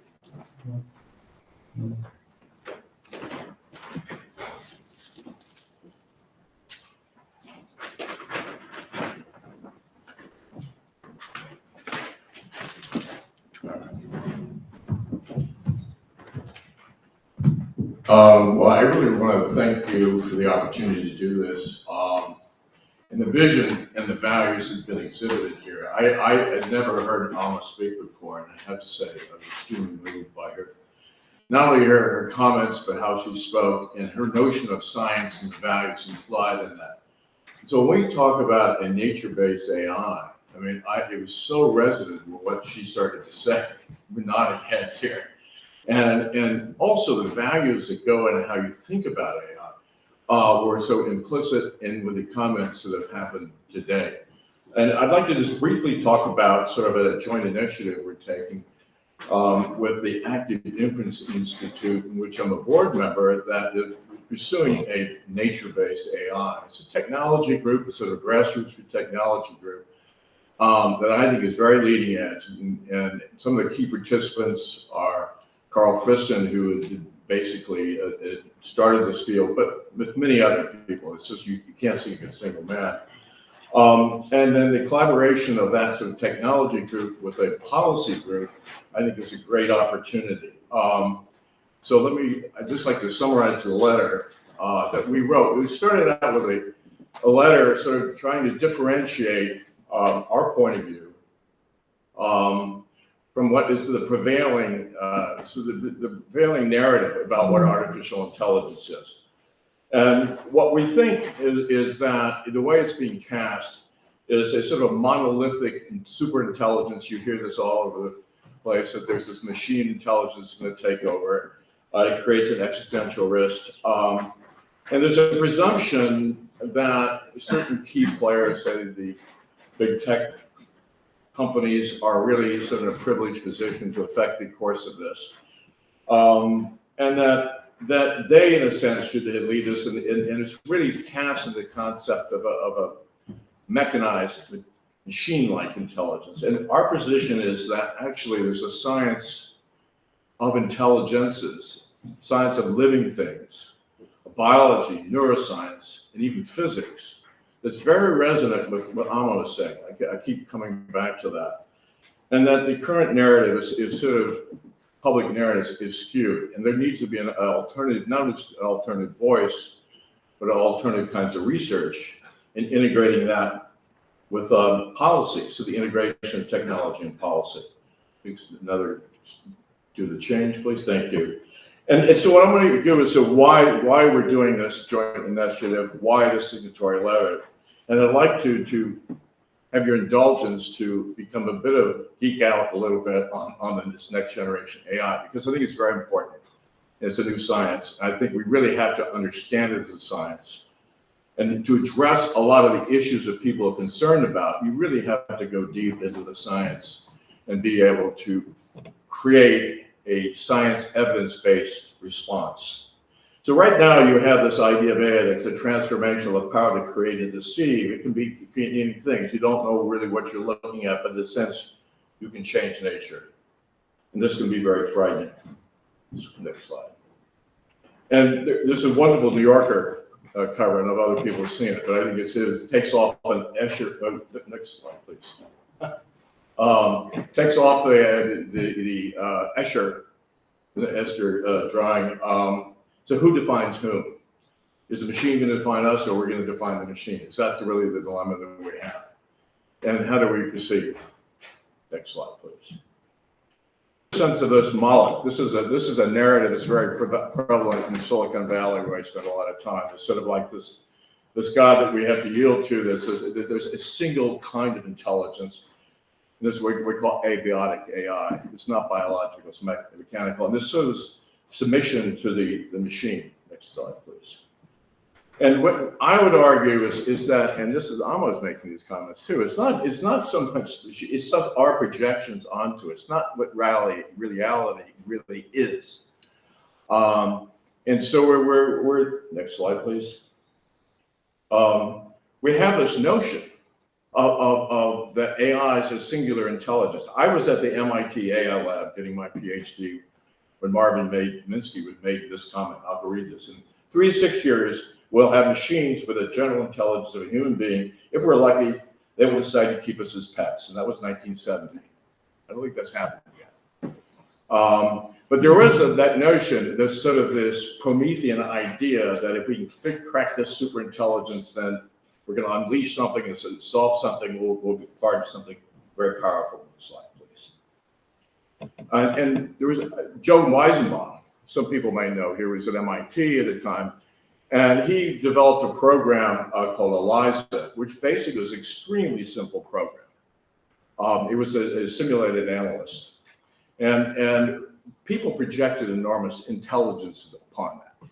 They assumed that they had cracked the code of what it was to be a psychiatrist and this thing. And he did this as an illustration of how it could be deceiving. It was like very simple code, seems to have great intelligence. Now, not to say that you can't do great intelligence, but this idea of projecting more onto it than it is, it's more a reflection of us than it. Next slide, please. So they're really I would like to comment on some of the limitations of the current AI initiatives. I think it's very important to understand that. Next slide, please. And one of the limits with the LLMs is abbreviations, large language models. And I have to say that as a linguist, I did my PhD in computational linguistics and AI, wrote a book and everything on that. There's some extraordinary advances that have been made in that. But there's some significant limitations. And this is the projection problem. They cannot self-reflect. They cannot self-correct. They're really corpus bound. You're understanding a structure of corpus with billions of parameters, but there's no sense of itself and reflecting upon itself. And there's no really independent scientific criteria for independence. Is this a good model or not? This is engineering. It's not science. Now, they've done some great innovations with that engineering and using scientific methods, but it's really still engineering. And importantly, it cannot explain or adaptively update itself. And this is really key because it's a black box. And in that black box, you have no idea of why it's doing what it's doing. And hence comments, they hallucinate. And you don't know why they're going to hallucinate or when they're not going to hallucinate. So it's not based upon underlying causal models, nor does it have any notion, any notion of what is the level of certainty or uncertainty about its claims are. Okay, now we go to the next slide. And this is the famous hype cycle of a Gartner group, is a major research group. And I know you can't read all the little dots there, but what I would like to point out, there's a black dot that is at the top of the hype cycle, which is the generative AI. That's sort of where we are now. On the bottom, there's something called first principles AI. That's what we're arguing for. It's based upon science. And they're saying it's 2 to 5 years out, whereas saying generative AI in a hype cycle, that's where we are in, is like 10 years out. And this whole notion of an artificial general intelligence, you have the little red triangles you can't see up there, is like 10 years out.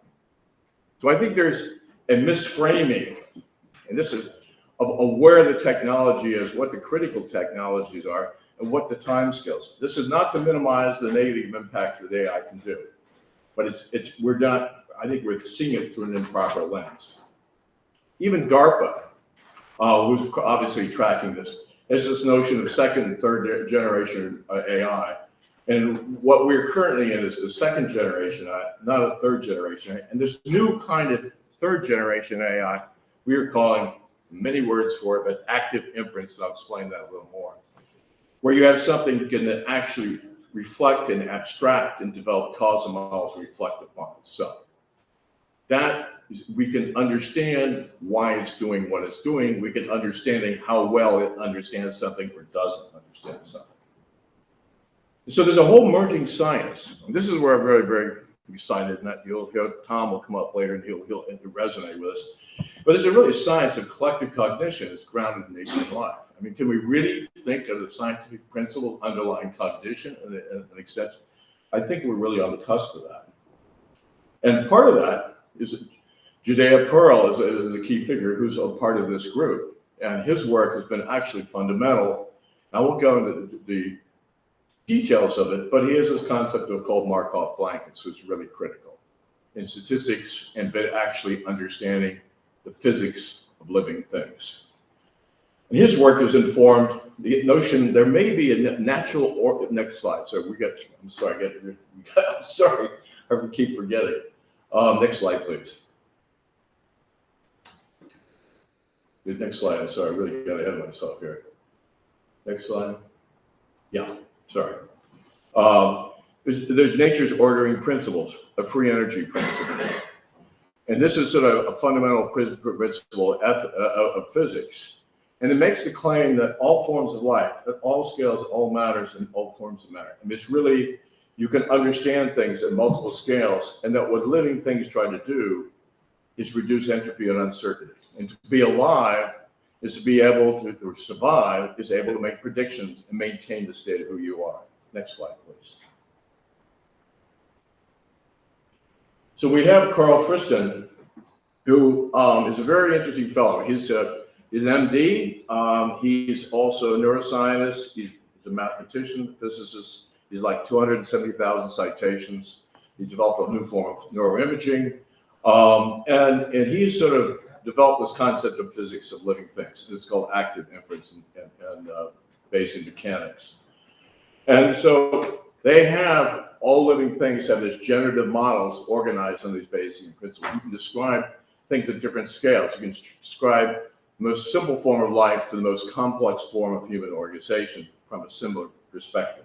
Next slide, please.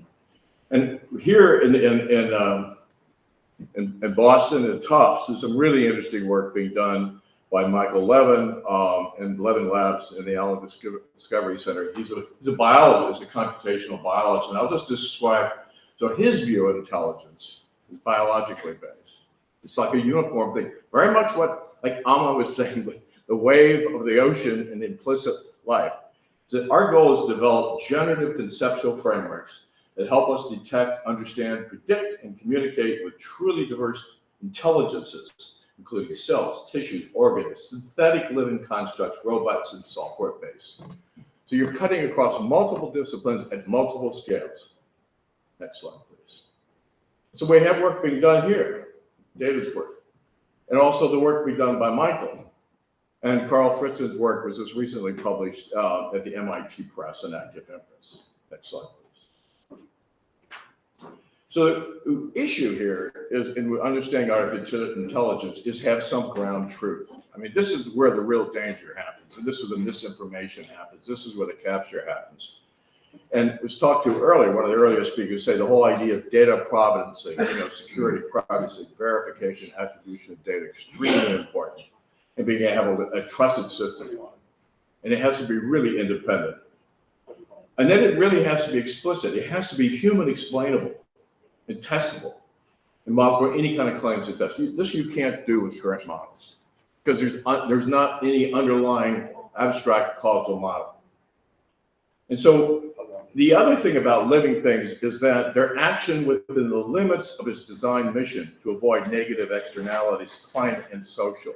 This is the key thing. Living things live in a bound. In order to be alive, they have to live within a certain bound. When you're designing new kinds of things, they actually maintain themselves by maintaining their boundaries. This is very different than a machine. Next slide, please. So my question is, can we have a computational scientific method be the sort of North Star for next generation AI applications? I really think this is really important. And because you can actually computationally codify scientific method. and you can scale it. And it becomes the sort of basis for ground truth. Next slide, please. So I'll just give a little background on Active Inference Institute. I mean, it is an interdisciplinary focus in what I would call biotic or biologically based AI. And they have a large education program with live stream videos, courses, and reading groups. It's very much a grassroots group, so in keeping with our tradition here. And it has a research element to it. Open software, very much into open software. They have their own journal. They believe the concept of distributed science, so the idea of having many participants in it. And they have different symposiums. And they're building out a global ecosystem of educators and contributors. So to me, it's a great combination of skills. And there's a link here I can share with people for the signatory letter for joining this effort. Next slide, please. So I think what I would like to emphasize here is that Boston Global Forum and Active Inference Institute can provide an integration of policy and science and technology. This has been one of my great hopes. I was at the Berkman Center for 10 years.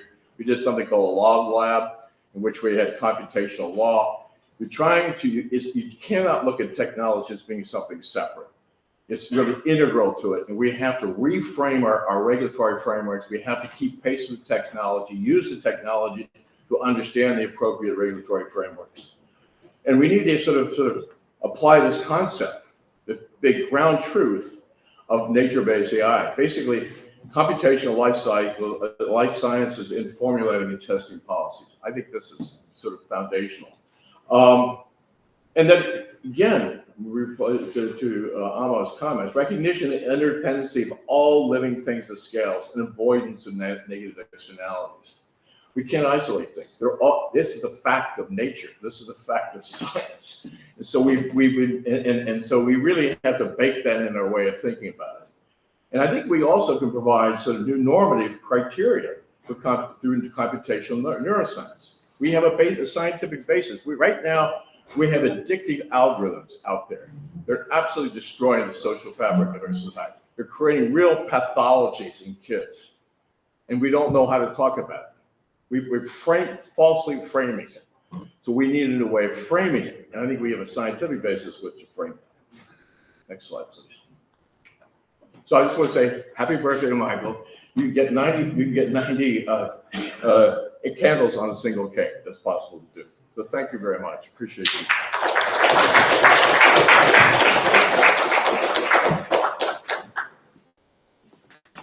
John, thank you. Tom Keller, we're running a little on the late side, but and we do have our kind of a hard close here at noon, so maybe we could move a little more quickly on if you could. Thank you.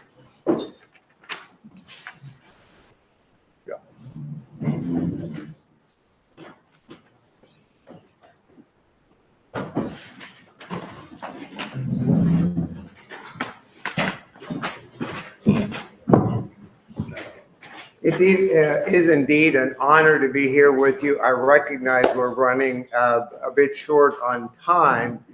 So what I'm going to do is try to cover this in just 3 to 5 minutes, give you a sense. But I can't agree with more what was said here earlier in terms of this notion of nature's intelligence. And so from what we heard earlier and what we have seen discussed here previously, there is a real power in understanding how the world of living physics, the world of physics, has actually influenced us and how it provides us a much safer and more way to go forward to work together to create a better future in line with the kind of things that Michael Dukakis and Amma was sharing earlier. This is truly an important moment for us. So I just want you to remember sort of one thing that we want to walk away with, an AI that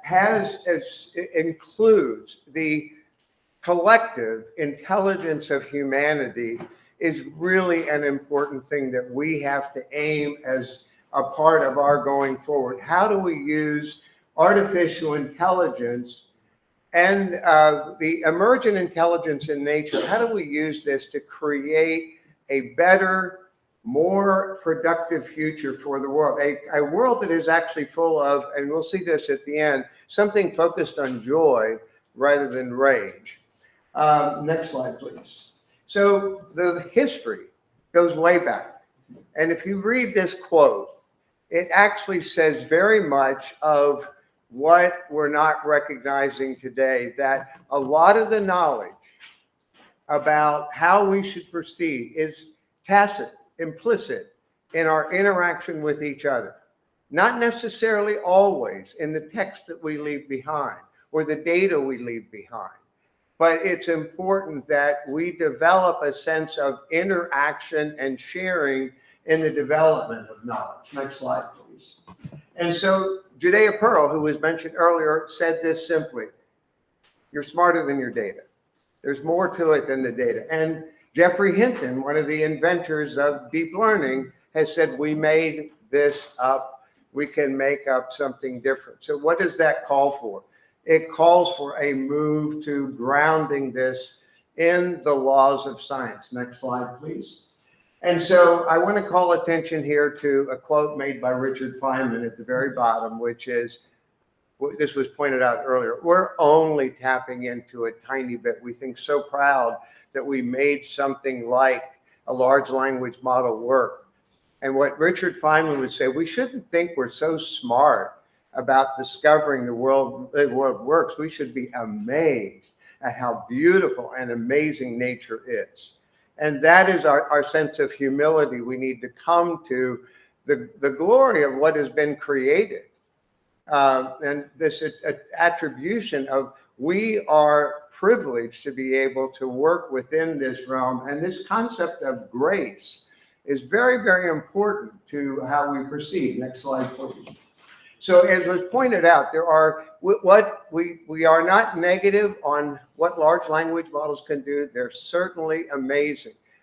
What we're calling for is let's wrap around that collective intelligence and a grounding in scientific research. Technology independent of scientific research is a dangerous thing. If you allow technology to go on its own, you do get Moloch. And we tend, it's a human issue, if we're left alone, we don't do good things with technology. It is important that we collaborate together in the development of that. Next slide, please. So here's a little thing for you to see. And this has only become deeply known recently, that the mathematics that governs the way magnets work or the way bird flocks is the same mathematics that governs deep learning. And that has been published. And so what we're saying, we're just tapping into, when we're doing deep learning, we're just tapping into the natural intelligence of how things collaborate. Next slide, please. So we can actually take this, and I've been part of a research effort that began about 8 years ago to say, how can we apply this idea of collaboration and sharing and listening to each other's views, beliefs about something? How can we turn that into a model of collectively how we collectively bring our knowledge together? This actually works. It's a technology that's available today. Next slide, please. And it can actually, and has been applied to things such as disinformation propagation. How do we collectively learn what are the best ways to deal with that? And then how can that be used to manage misinformation propagation, which was something mentioned earlier. So this is an indicator as we, with the Boston Global Forum, as we work on this new framework for AI, we truly are going to be able to have an impact on how it is rolled out and how it impacts the world. Next slide, please. So that was a short talk. I hope I accomplished it. There you go. But I want to call attention to this. Rather than we have allowed AI in social media to do nothing but foster the worst thing that humans can do, is a focus on ourselves. What's good for me? What's good for me? What's good for me? And as Governor Dukakis has pointed out with his life, a focus on what's good for others is how we grow together. And that is something that it literally in this AI, we can create an environment where we're pushed to listen to others first before we form our own opinions, that we learn together so that when we collaborate, we can bring joy to this rather than rage. Thank you.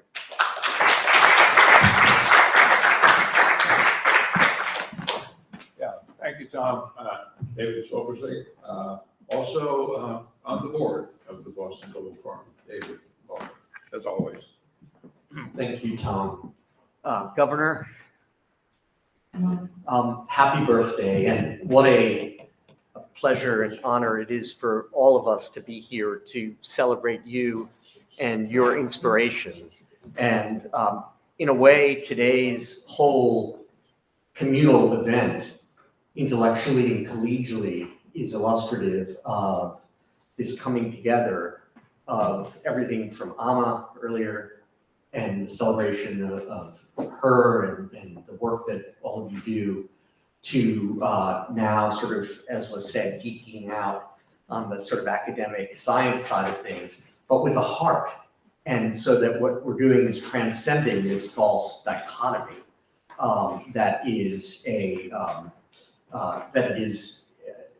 usually put out there in order to do transdisciplinary work and to bring a very human understanding to what we're doing. Am I doing the slides or yeah, next slide. Governor, this is just a quote from Hippocrates, and you know, we go from Amma and the spiritual to the material, if you will, and scientific, and the notion that the brain is the organ of the mind in the context of larger things, and it produces subjective experience as far as we're aware and behavior. And it does this in this larger context that we're talking about of nature and wondrous things. We are biologic wet material. Jerry Fodor, a philosopher of mind, who I did my thesis on, talked about functionalism, that it doesn't have to be biologic material. On some other planet, in some other universe, it might be something else. It's all about the components of a complex network and how they come together to form emergent functions. And of course, artificial intelligence represents, and generative iterations of it represent ways in which, through silicon and other mechanisms, we are, as a species, creating other forms of intelligence, but not necessarily the same. Next slide. I will be very quick and I'll condense this because of our time limitation, but we have a lot of techniques now ranging from molecular to the sort of work that I do, which is imaging brain systems and circuits. Next slide. And we have ways of understanding now, although it's still very incomplete and a work in progress, and one can talk about ultimate limitations or not of it, of ways in which the brain produces mental life and behavior, and indeed a sense of self and social interactions and intellectual interactions, which will bring us full circle to what John and Tom were talking about. Next. I always love to look at this because we are not how you would have designed us, you know, in 2023. We are this confluence of phylogenetically preserved, deep limbic regions that are more automatic, unconscious, emotional, mnemonic, etc., combined with these higher order associative abstract cortices.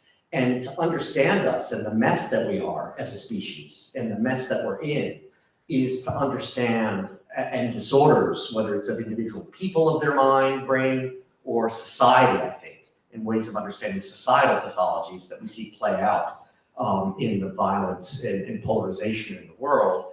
We have to understand how we are wired, and then hopefully work with that which we create in terms of AI and other approaches to see if we can take the best parts of ourselves, if you will, and try to minimize, at least at the population level, if not the individual level, some of the worst parts of our species. Next.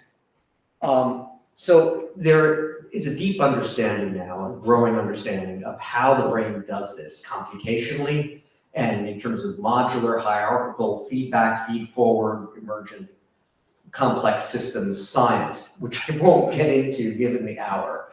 But the bottom line is that this is just a sampling of the sort of things that were once thought to not be so amenable to scientific investigation that we are now able to think about scientifically in the context of broader conceptions as well. Next.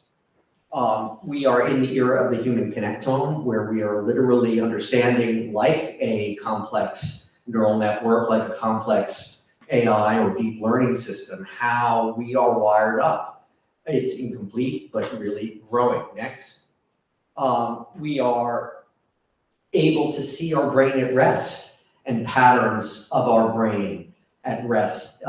Even when we are, quote, doing nothing, our mind is actually giving us an internal world and allowing us to sense the external world. Next. We can even talk about the ways in which we can think about the self. I was fortunate to be at a conference with the Dalai Lama about the neuroscience of the self, and there are ways of bringing these psychologies together, if you will, across cultures, across time and traditions. Next. Importantly to this effort that Tom and John are talking about is how our brain represents other people and their intentions, and or misrepresents them. And we now are in an era where we can start to understand the circuits that underlie that. Next. When these circuits go awry, you can have things like paranoid delusions and schizophrenia. And all that is, on one level, is our otherwise adaptive phylogenetically older threat circuits, because we need to detect threat and react to it, are labeling something as threatening, or someone as threatening, or some people as threatening when they need. But then your brain takes you along, your mind along for the ride, if you will. Next. And we're in an era where we can do something about these things, ranging from psychotherapy to pharmacotherapy to even brain stimulation as we understand these circuits. Next. Next. Next, there are ways of quantifying this. My friends will love these sorts of things. We're going to be able to talk about them next. And this gets back to sort of common principles of free energy principle and the way in which deep learning and neural nets and indeed artificial nets work. And ultimately what we want to do in this forum is bring these together in order for good, not for ill. Next. So you can even understand political ideologies neurobiologically these days, which is fascinating. It could be a whole talk in and of itself. Why certain people lean left or right, and what are the brain systems that are associated with how we deal with uncertainty or how open we are to other people or not. Next. Moral decision-making. Importantly, differences between in-group and out-group. As a species, we evolved to distinguish, unfortunately, although it was adaptive at one point on one level, primitively, between our own group as defined by any number of things and the other. And there's a biology to this that we need to understand, because we need to get beyond it and realize that we are all the in-group. We are all in it together. Next. And the way in which we can do this, having to do with collective intelligence and interacting minds, we're now able to even scan the brain and understand how brains, minds, people are literally as well as figuratively in synchrony with one another, and we want to enhance this in a positive way. Next.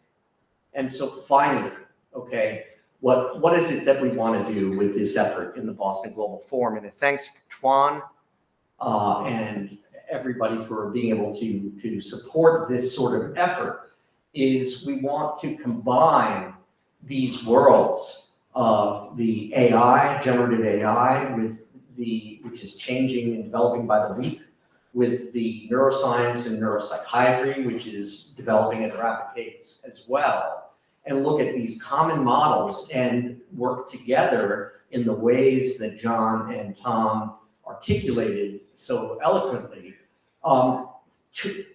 for pro-social rather than antisocial. And we need to understand the biology of the antisocial in order to minimize it and the pro-social in order to maximize it, and use these technologies, which, as we've said, are reflections of our own brain, but can improve upon it in certain ways or are inferior in other ways, in a complementary fashion, in a safe, ethical, moral fashion, in order to improve how we can collaborate and work together to get ourselves out of the messes that we get ourselves into, and to solve the problems that we most urgently need to solve together. So with that, we look forward to working together with all of you and seeing or testing the hypothesis that this convergence can hopefully be fruitful in a way that brings science and humanity together, full circle with the earlier part of the program. Thanks.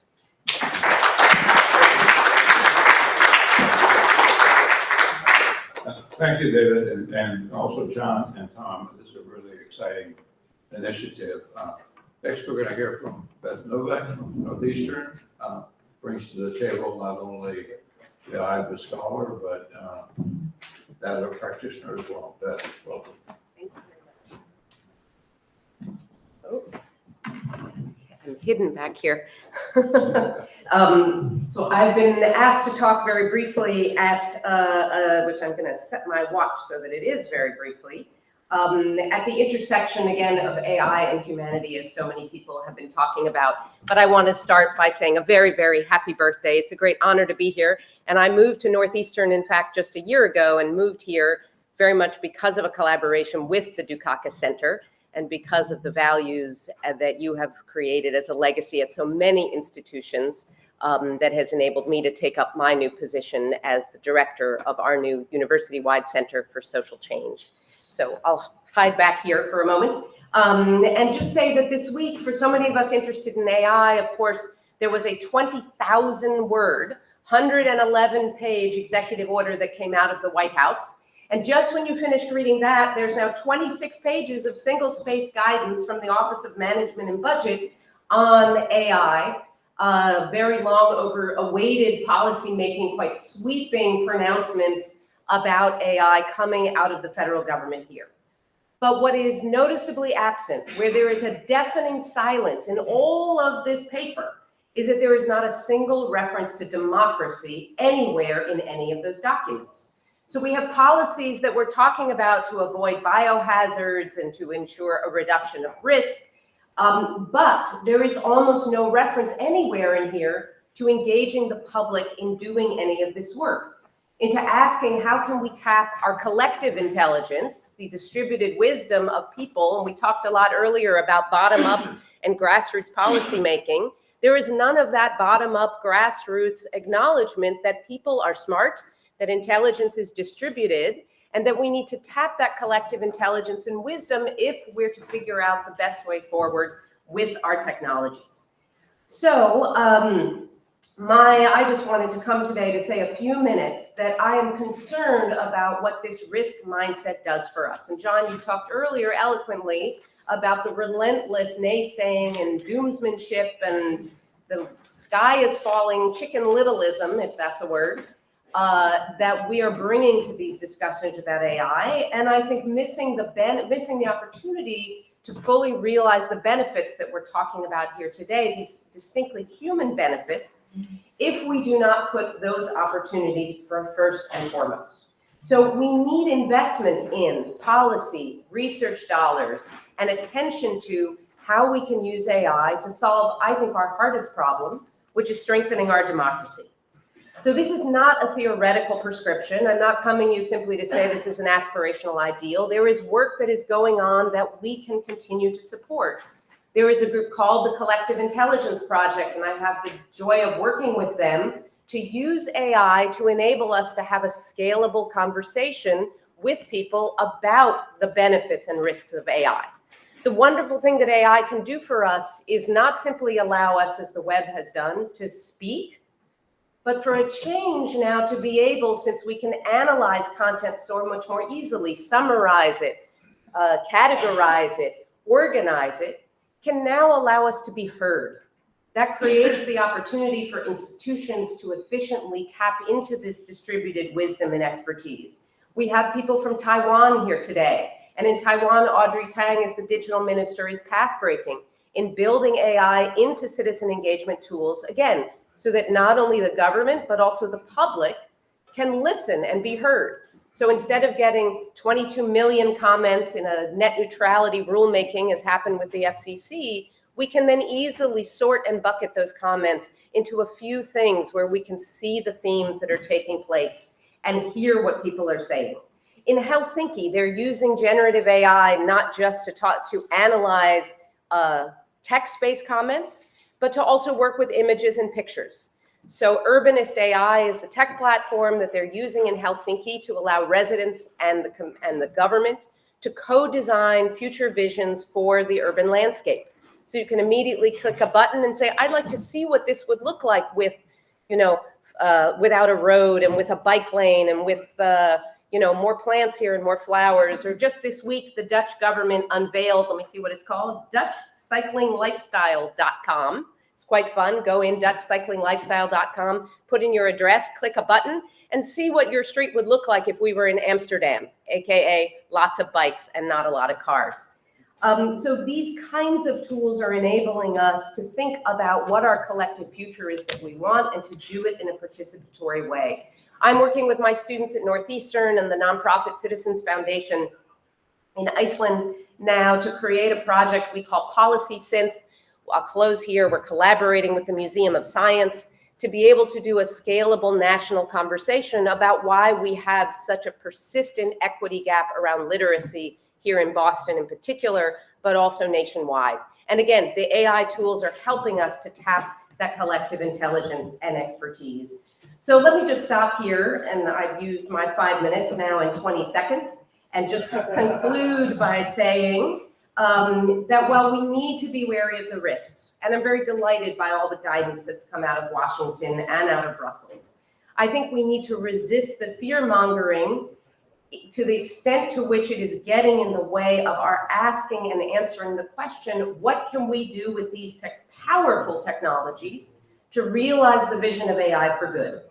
I feel that if we fail to ask and to answer how we can use AI to improve democracy, we will fail to realize that opportunity. And so we must be thinking about how to use AI to unlock CI, artificial intelligence to enable collective intelligence. Thank you.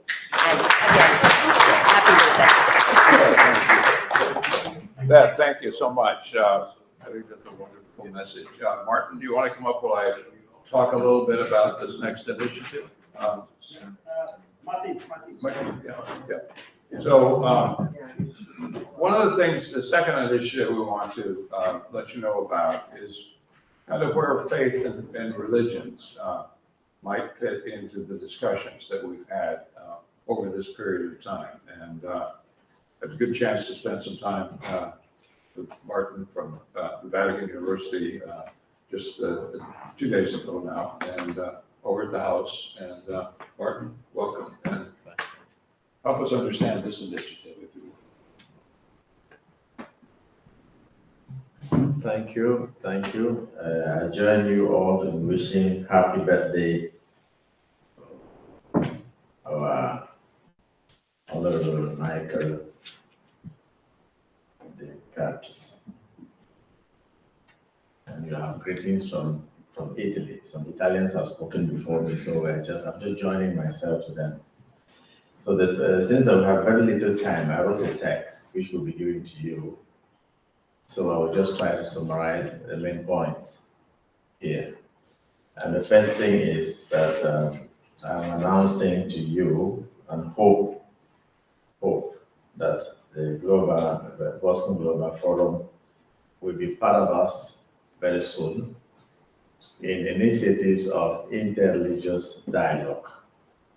We're working on this theme since a long time worldwide, and we're working with the Muslims, with the Hindus, with the Buddhists, with the African religions, indigenous religions, popular religions, with all what we call leaders,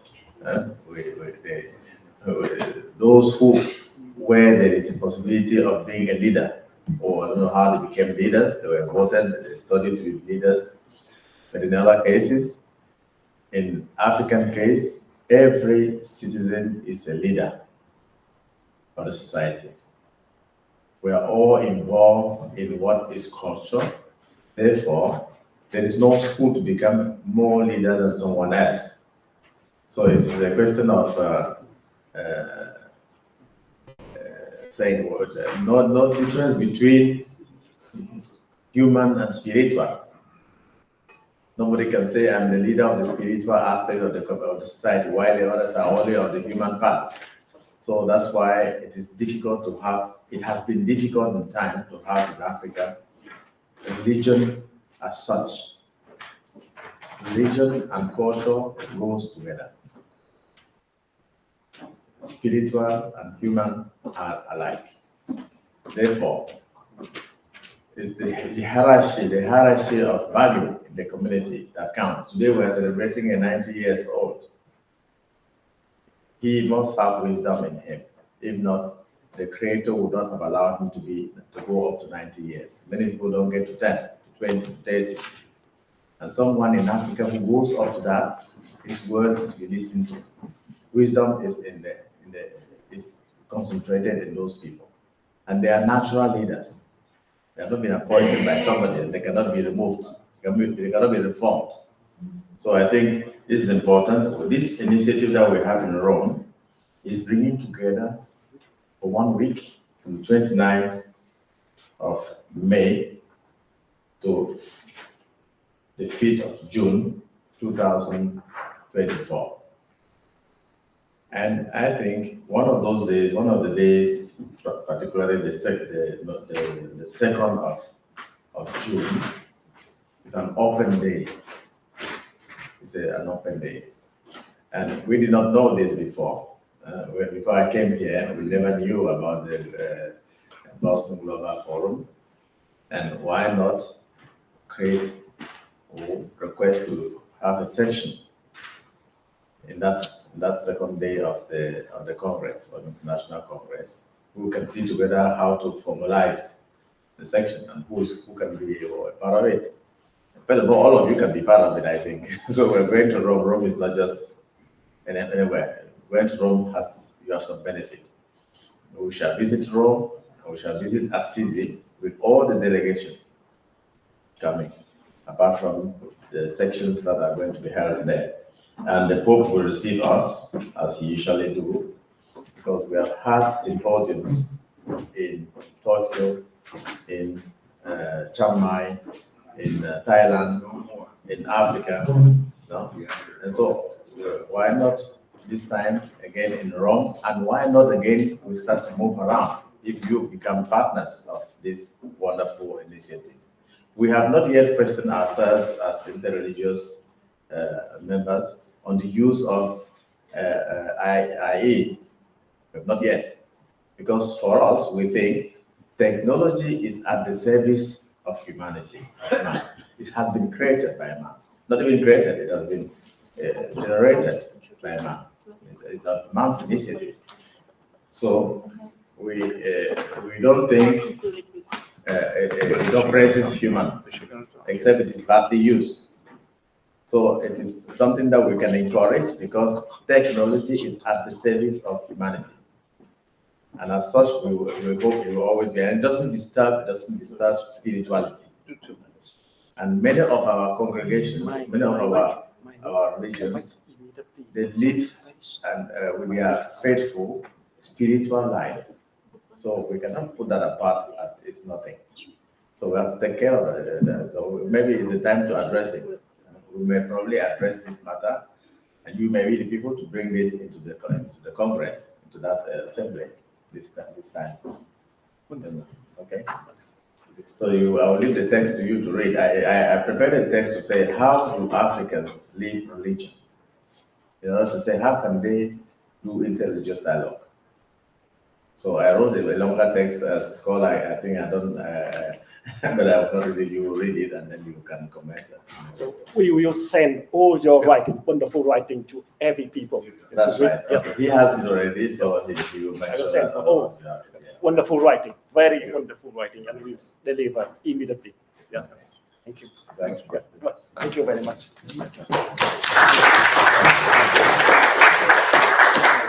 Martin, thank you, and we'll also post it on the Boston Global Forum site as well as distributing it. And two relatively brief things left. And by the way, for Everett University, obviously there's a good fit here with what Martin just talked about. And so in some ways you bring two things to our table. So thank you very much for being here. Quinn. I'll keep it very short. I'm Queen, Director of the Boston School of Community Development, and today we're hosting a concert for Governor Dukakis. So artists sent in video of their performances to congratulate Governor. And well, because we're short on time today, so we'll post it on our online website. But we would like to thank the Shelter Music Boston, the Boston Landmarks Orchestra, is more string quartet from Japan, and all the artists for their contributions and for thank you for your support to the celebration of Governor Dukakis. We played it very shortly, so please enjoy it.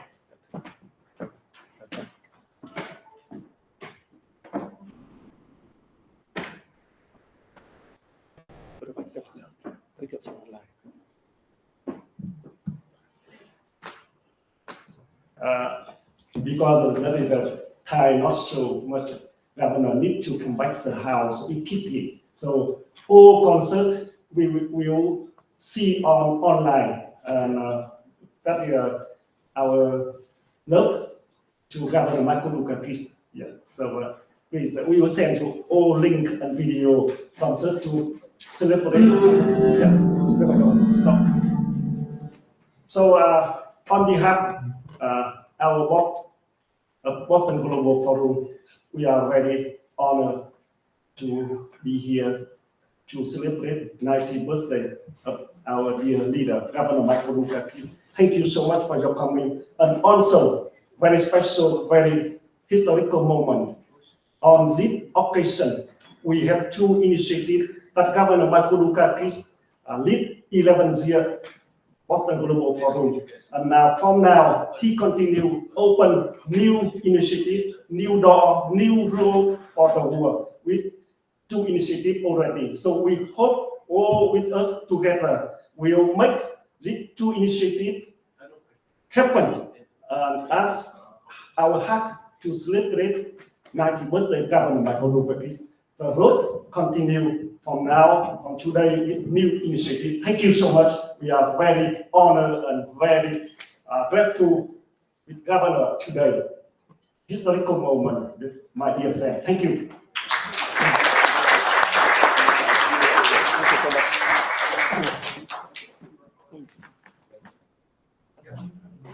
The conference is adjourned.